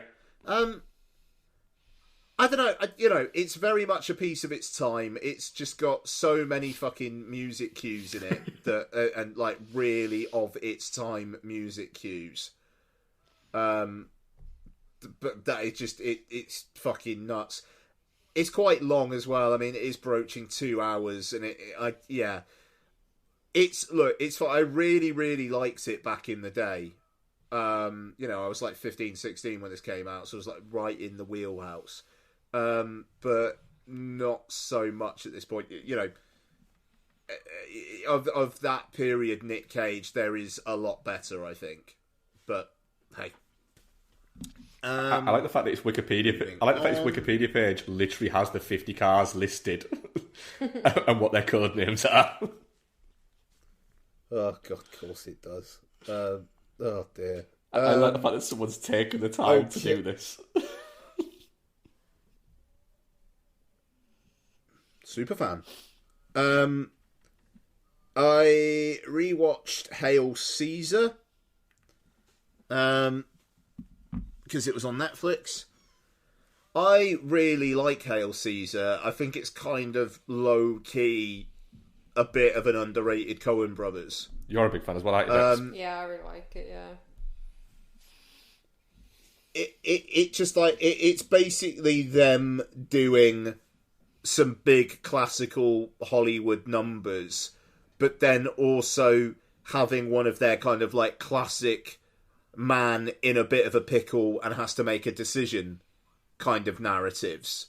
But it's basically just him being very good at his job and having to decide whether it's the kind of like job that he wants to do in the future. And I like, sorry, the dog's just entered the room. I like the whole nature of Hollywood's frivolous, but yeah, it's like it's my kind of frivolous. Yeah, all right, we're not changing the world, but I enjoy this shit, which is liking films. Like it's if you're not gonna watch films to enjoy them, what the fuck are you doing? Yeah. And if you're not gonna work in the film industry to enjoy it, what the fuck are you doing? So I really like Hail Caesar. George Clooney is like his whole fucking plot of just like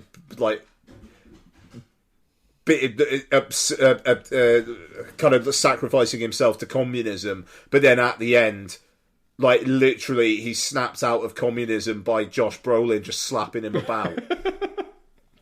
I think there's just something really funny about that. For all like the intellectual discussions he has with these communists, it's then Josh Brolin going like, "Look, the studio's treated you very well. I don't want you saying any bad things about Mr. whatever his name is." Like, just fucking slaps him about, and he's like, "All right, Eddie, yeah, no, it's fine. Yeah, I won't." And that's the end of George Clooney's arc. Like, but then he gives like a really, really fucking good performance in the bit that he's shooting. It's I don't know. I just find that very funny. But then you got Channing Tatum doing a fucking dance sequence as well. Really good dance sequence as well. Yeah, it feels really classical. It's the Coens like just having fun, but I think sometimes people don't want the Coen brothers to have fun. And then they're like, "But fuck it, we're gonna have fun." I like the Coen brothers' fun movies more than I like their serious movies, though.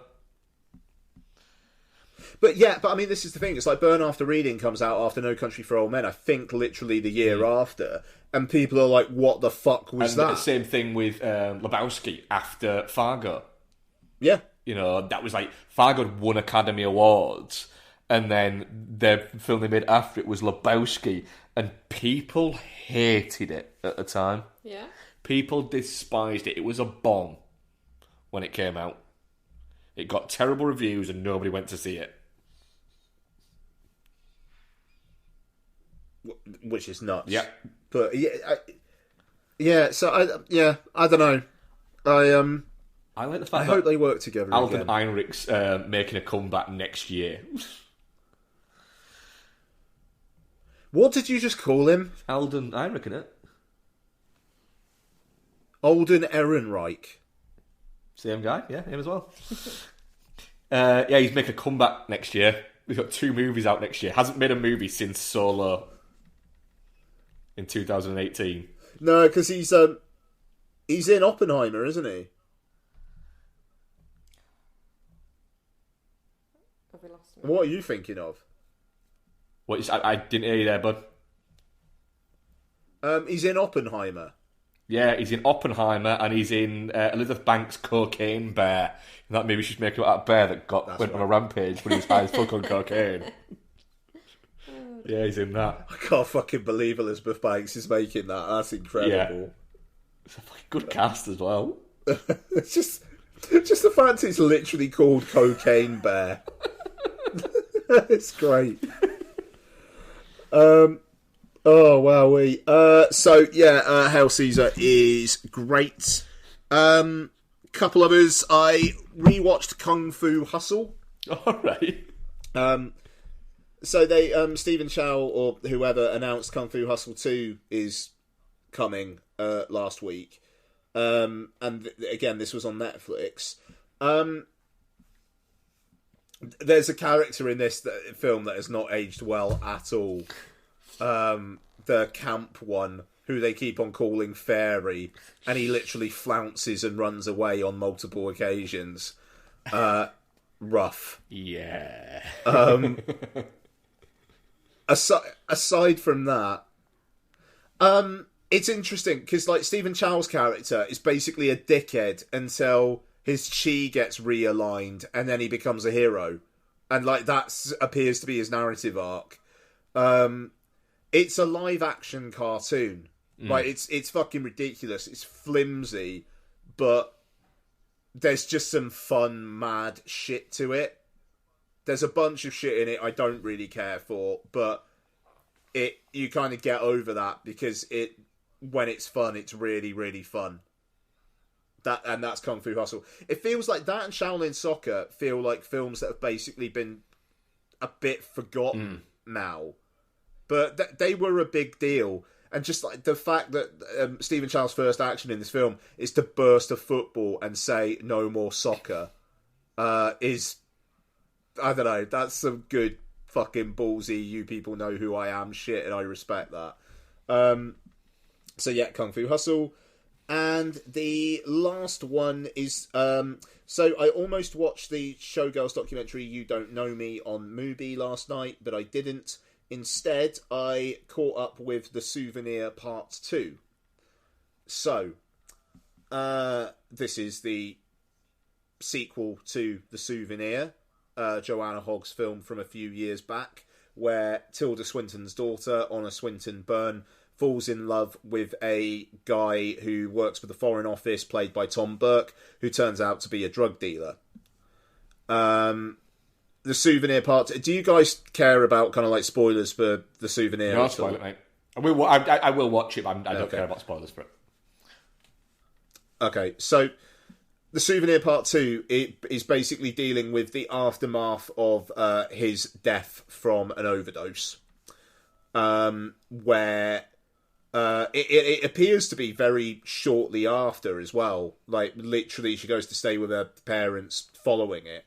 And then follows her in film school, where she decides to turn her attention away from the project that she was working on to instead basically essentially film The Souvenir, but as her student film.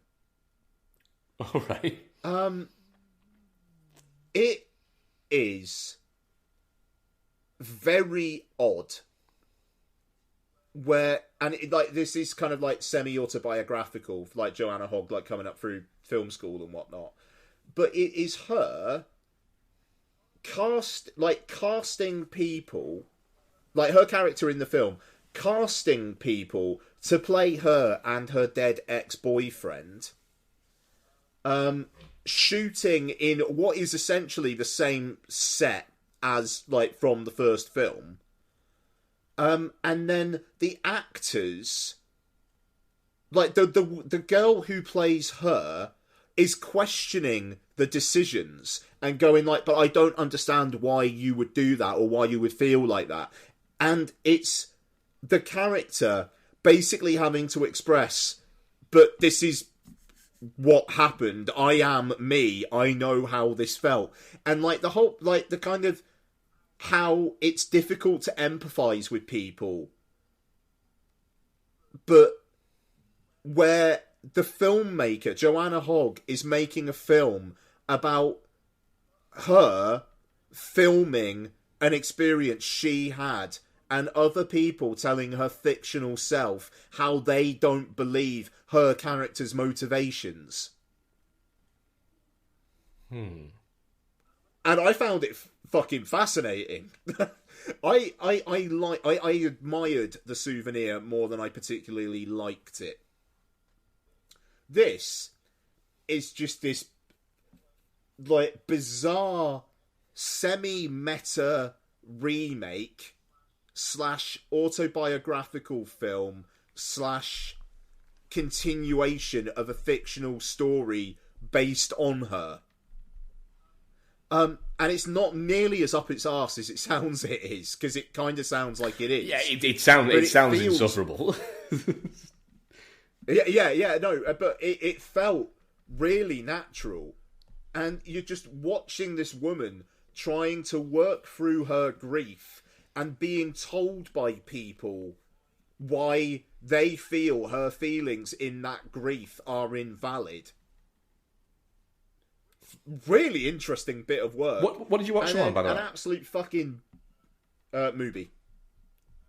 And then just a fucking belter of a last shot, which I won't spoil, but I really enjoyed and absolutely cemented what they were going for with this. But it's weird because it's like you don't really need to have watched The Souvenir to watch The Souvenir Part 2.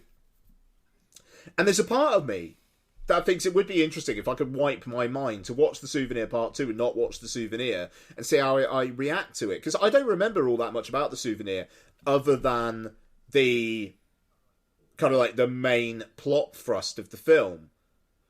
But then this, you could just take it as a film about a woman making a film about a past relationship that she had. And just not even consider the first one. I thought it was always odd that Joanna Hogg announced that she was doing a second part to The Souvenir. But it's a really interesting bit of work. And it kind of disappeared last year. It was in an unfortunate time where COVID was kind of swirling about again and, you know, things weren't shutting down, but everyone was a bit like, is something going to happen here? And it kind of got subsumed. And it didn't get nominated for any BAFTAs. It just kind of disappeared. And I'm actually really disappointed that it did. I think it's one of them.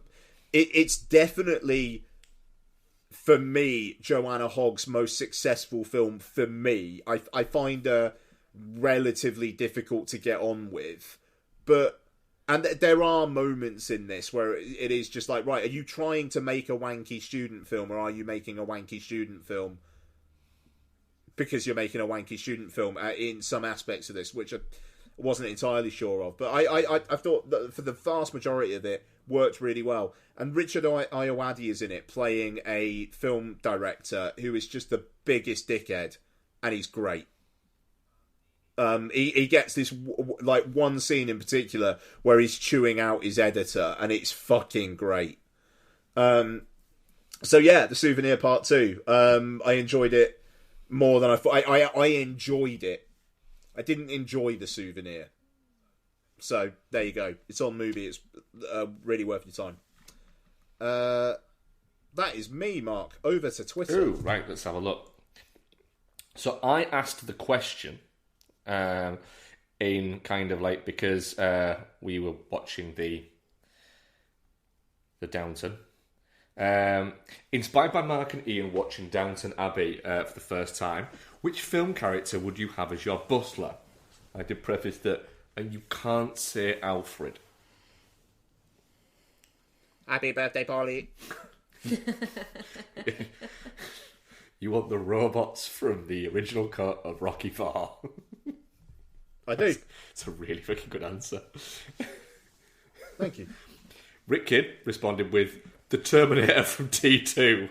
Obedient, efficient, learns, able to carry everyone's bags, and would be ideal for dealing with unwanted guests. It's another really good answer, actually. Right. Yeah, that's pretty good.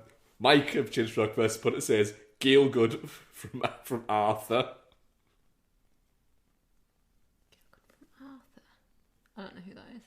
From Arthur.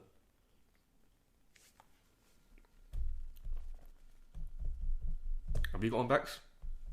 I don't know. Why? Oh, okay. Okay. Oh, can I have what's his name from Mr. Deeds? What? Doesn't have to be a butler, you know. I want it to be John Turturro. You want it to be John Turturro, the one who's got a weird obsession with feet, and he's very sneaky. He's very sneaky. From Mr. Deeds. Yeah. Fair enough. Oh, yeah. Andrew Jones, Cockman from Transformers 5.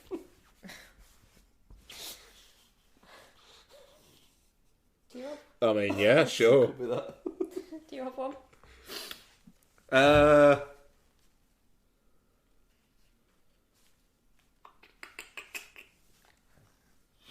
Who would be my butler? It's probably going to be, like, Paulie Shaw from Son-in-Law. Why? Just, why not? Have a butler, have a fun butler. I was thinking, what's his name from Hot Tub Time Machine would be good. He'd keep you grounded. Which one? Craig Robinson? No. The really nasty one. A toxic piece of shit. Rob Corddry? Yeah. That'd be good. Won't let you get too inflated a sense of self. No, he makes, what's his name? The young one. Fucking hell, what's his name? Oh, fucking Clark Duke. Clark Duke, yeah, he makes Clark Duke his butler in the sequel, doesn't he? Yeah. But Clark Duke hasn't realised that he's his butler. No. Hot Tub Time Machine 2 is a good film. I'm going to cough a little bit. Right, so we do have some questions. Andrew Jones. Audiences are onto multiverses, said one box office tweet after Everything All at Once. 0% box office drop happened. What films would you want to multiverse, and what does that mean?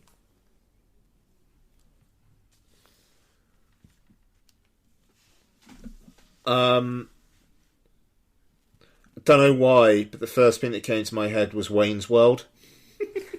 You could have Mike Myers playing multiple, slightly different versions of Wayne, and Dana Carvey doing Garth. I feel like they both enjoy that. You could have because there is hints of Wayne that and Garth at both the ends of both Wayne's Worlds. Oh yeah, absolutely. Yeah, absolutely. So yeah, I'm going to go full tilt with that. Wayne's World 3, Wayne's Multi-Worlds. Wayne's World. Wayne. Oh fuck, that's way cleaner. Now that's kind of spun me out, that question.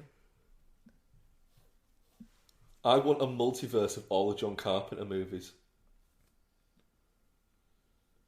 I mean, that sounds like something you don't want to wish into existence, mate. I don't want it to be directed by John Carpenter. I don't want it to be directed. So what? I know it's raised by the Russo brothers. It's like what? So like a film where like The Thing, Prince of Darkness, and In the Mouth of Madness are all happening in the same fucking universe. Bleed into each other. As literally like Big Trouble in Little China 2 happens, and accidentally Egg Chen opens up a multiverse, and it's all the fucking different fucking Jack Burton ends up in like the fucking Thing, and then he ends up. Does he meet? Okay, Does he meet his character from The Thing? Yeah, and just do the Spider-Man and then ends up in like fucking Escape from New York. So hang on. So you could have what? Like so Sam Neill, from In the Mouth of Madness, Kurt Russell from The Thing, Escape from New York, and Big Trouble in Little China. Rowdy Roddy Piper. From They Live. Yeah. Yep. All teaming up to go against the Thing, Satan in a jar, The Fog, and like fucking Cthulhu or whatever the fuck it is in the Mouth of Madness. Yeah, and Lopan. And Lopan. I mean, I'd watch it. I wouldn't want to be in that. If I was in that fucking... To be fair, if I was in a world that involved In the Mouth of Madness or Prince of Darkness in any fucking way, I would kill myself on the spot. Chevy Chase's Invisible Man just keeps on turning up. Hi guys, can I help? No. Oh, why? Why that a thing? That does sound good. Yeah. Straight up, if anybody asked me, do you read Sutter Kane, I would set myself on fire.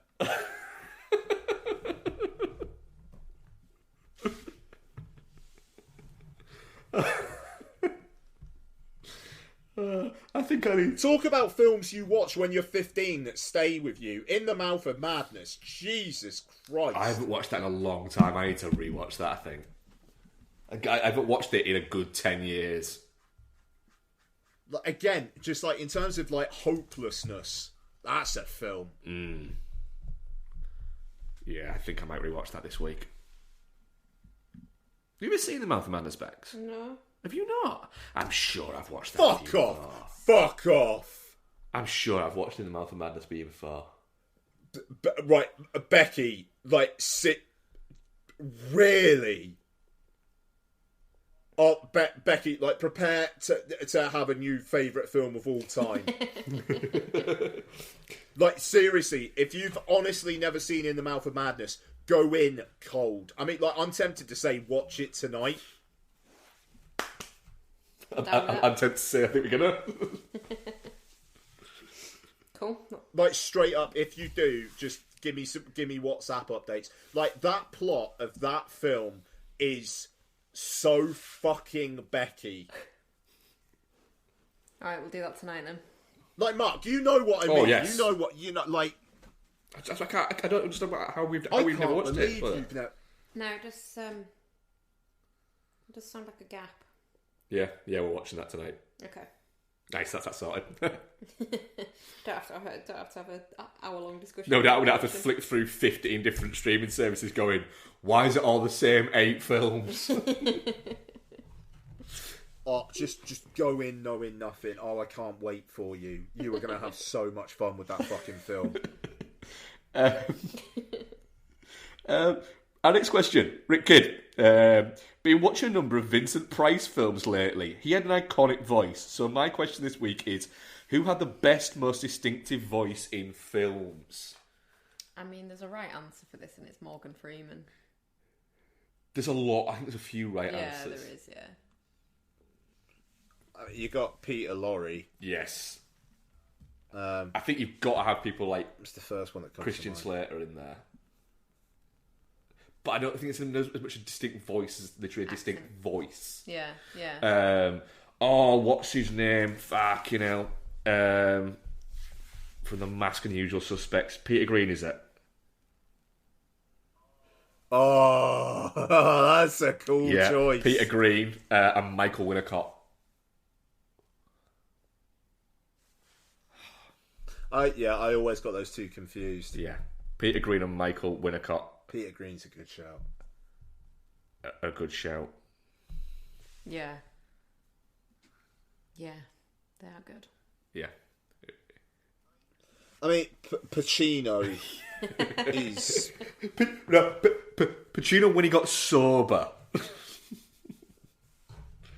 Just Pacino in Heat. You know, I know we talked about Heat not long ago, but my fucking God, he's doing so much work in that fucking film when he's just like the whole him saying that he just imagined his character was constantly chipping cocaine. It's like, oh yeah, really? Well, you couldn't tell that at all. You've drawn on something there, haven't you? Fucking hell, man. Oh, fucking hell. I can't get over the fact that Becky's never seen In the Mouth of Madness. I'm sorry. It's just, It's like literally, Becky, if you were a stick of rock and like we broke you, I feel like that film would be running through the middle of you. That is going to be a good watch tonight, actually. I'm looking forward to that. Yeah. It's just, Mark, it's so extremely her shit. I can't even. I'm baffled as to how we've never watched that. Yeah. I'm sure we have. I've just forgotten it. No, I don't think we have. I think I'd remember. I think you would actually, yeah. That's just a gap. That is. Yeah. I I apologise. think, yeah. You should. I mean, do you read Sutter Kane doesn't mean anything No. to you, no? It will do after tonight,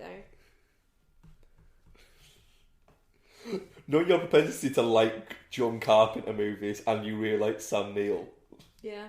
as well. I'm excited. Oh, it's going to be fun. That was it for questions this week. Yeah? Yeah. I mean, yeah. What we're covering next week. Good job, guys. Right. I'm fucking excited. The more mixed word I hear on Doctor Strange in the Multiverse of Madness, the more excited I get. Do you know what's made me really excited for it? And there's a genuine thing. I'm not taking the piss. It's 2 hours 6 minutes, which means it's going to be under 2 hours Before with credits. yeah. It feels like a while since we've had a Marvel movie that's done that. It sounds like the end credits is worth waiting around for. I will happily do that, which is great. Is it on YouTube?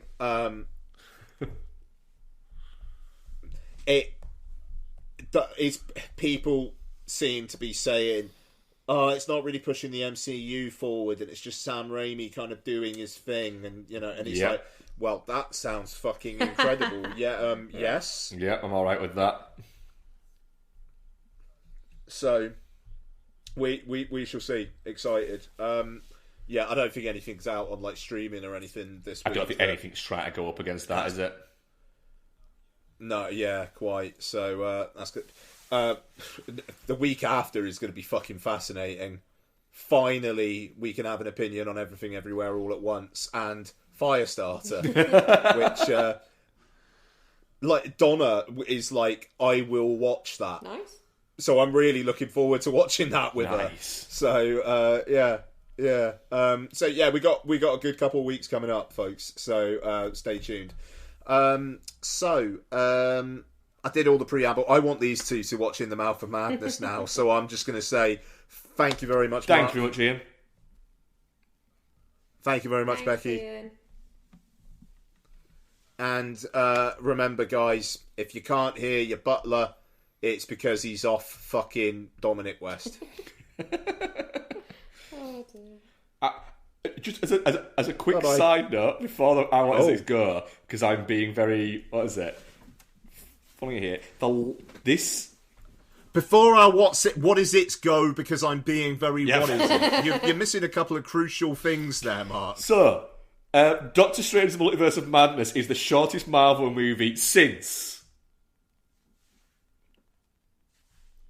The Incredible Hulk. Nope. Since Ant-Man and the Wasp. Oh wow. Yep. No, that's the last one that was under 2 hours. And it was 118 minutes long. No. I need to remember to see it in IMAX as well, because then I think I'll get the Avatar trailer. Oh, yes. The Way of Water. Yeah. Bye. Right, well, I'm sure your what is it's are about to what is it, so see ya. Speak to you soon, man.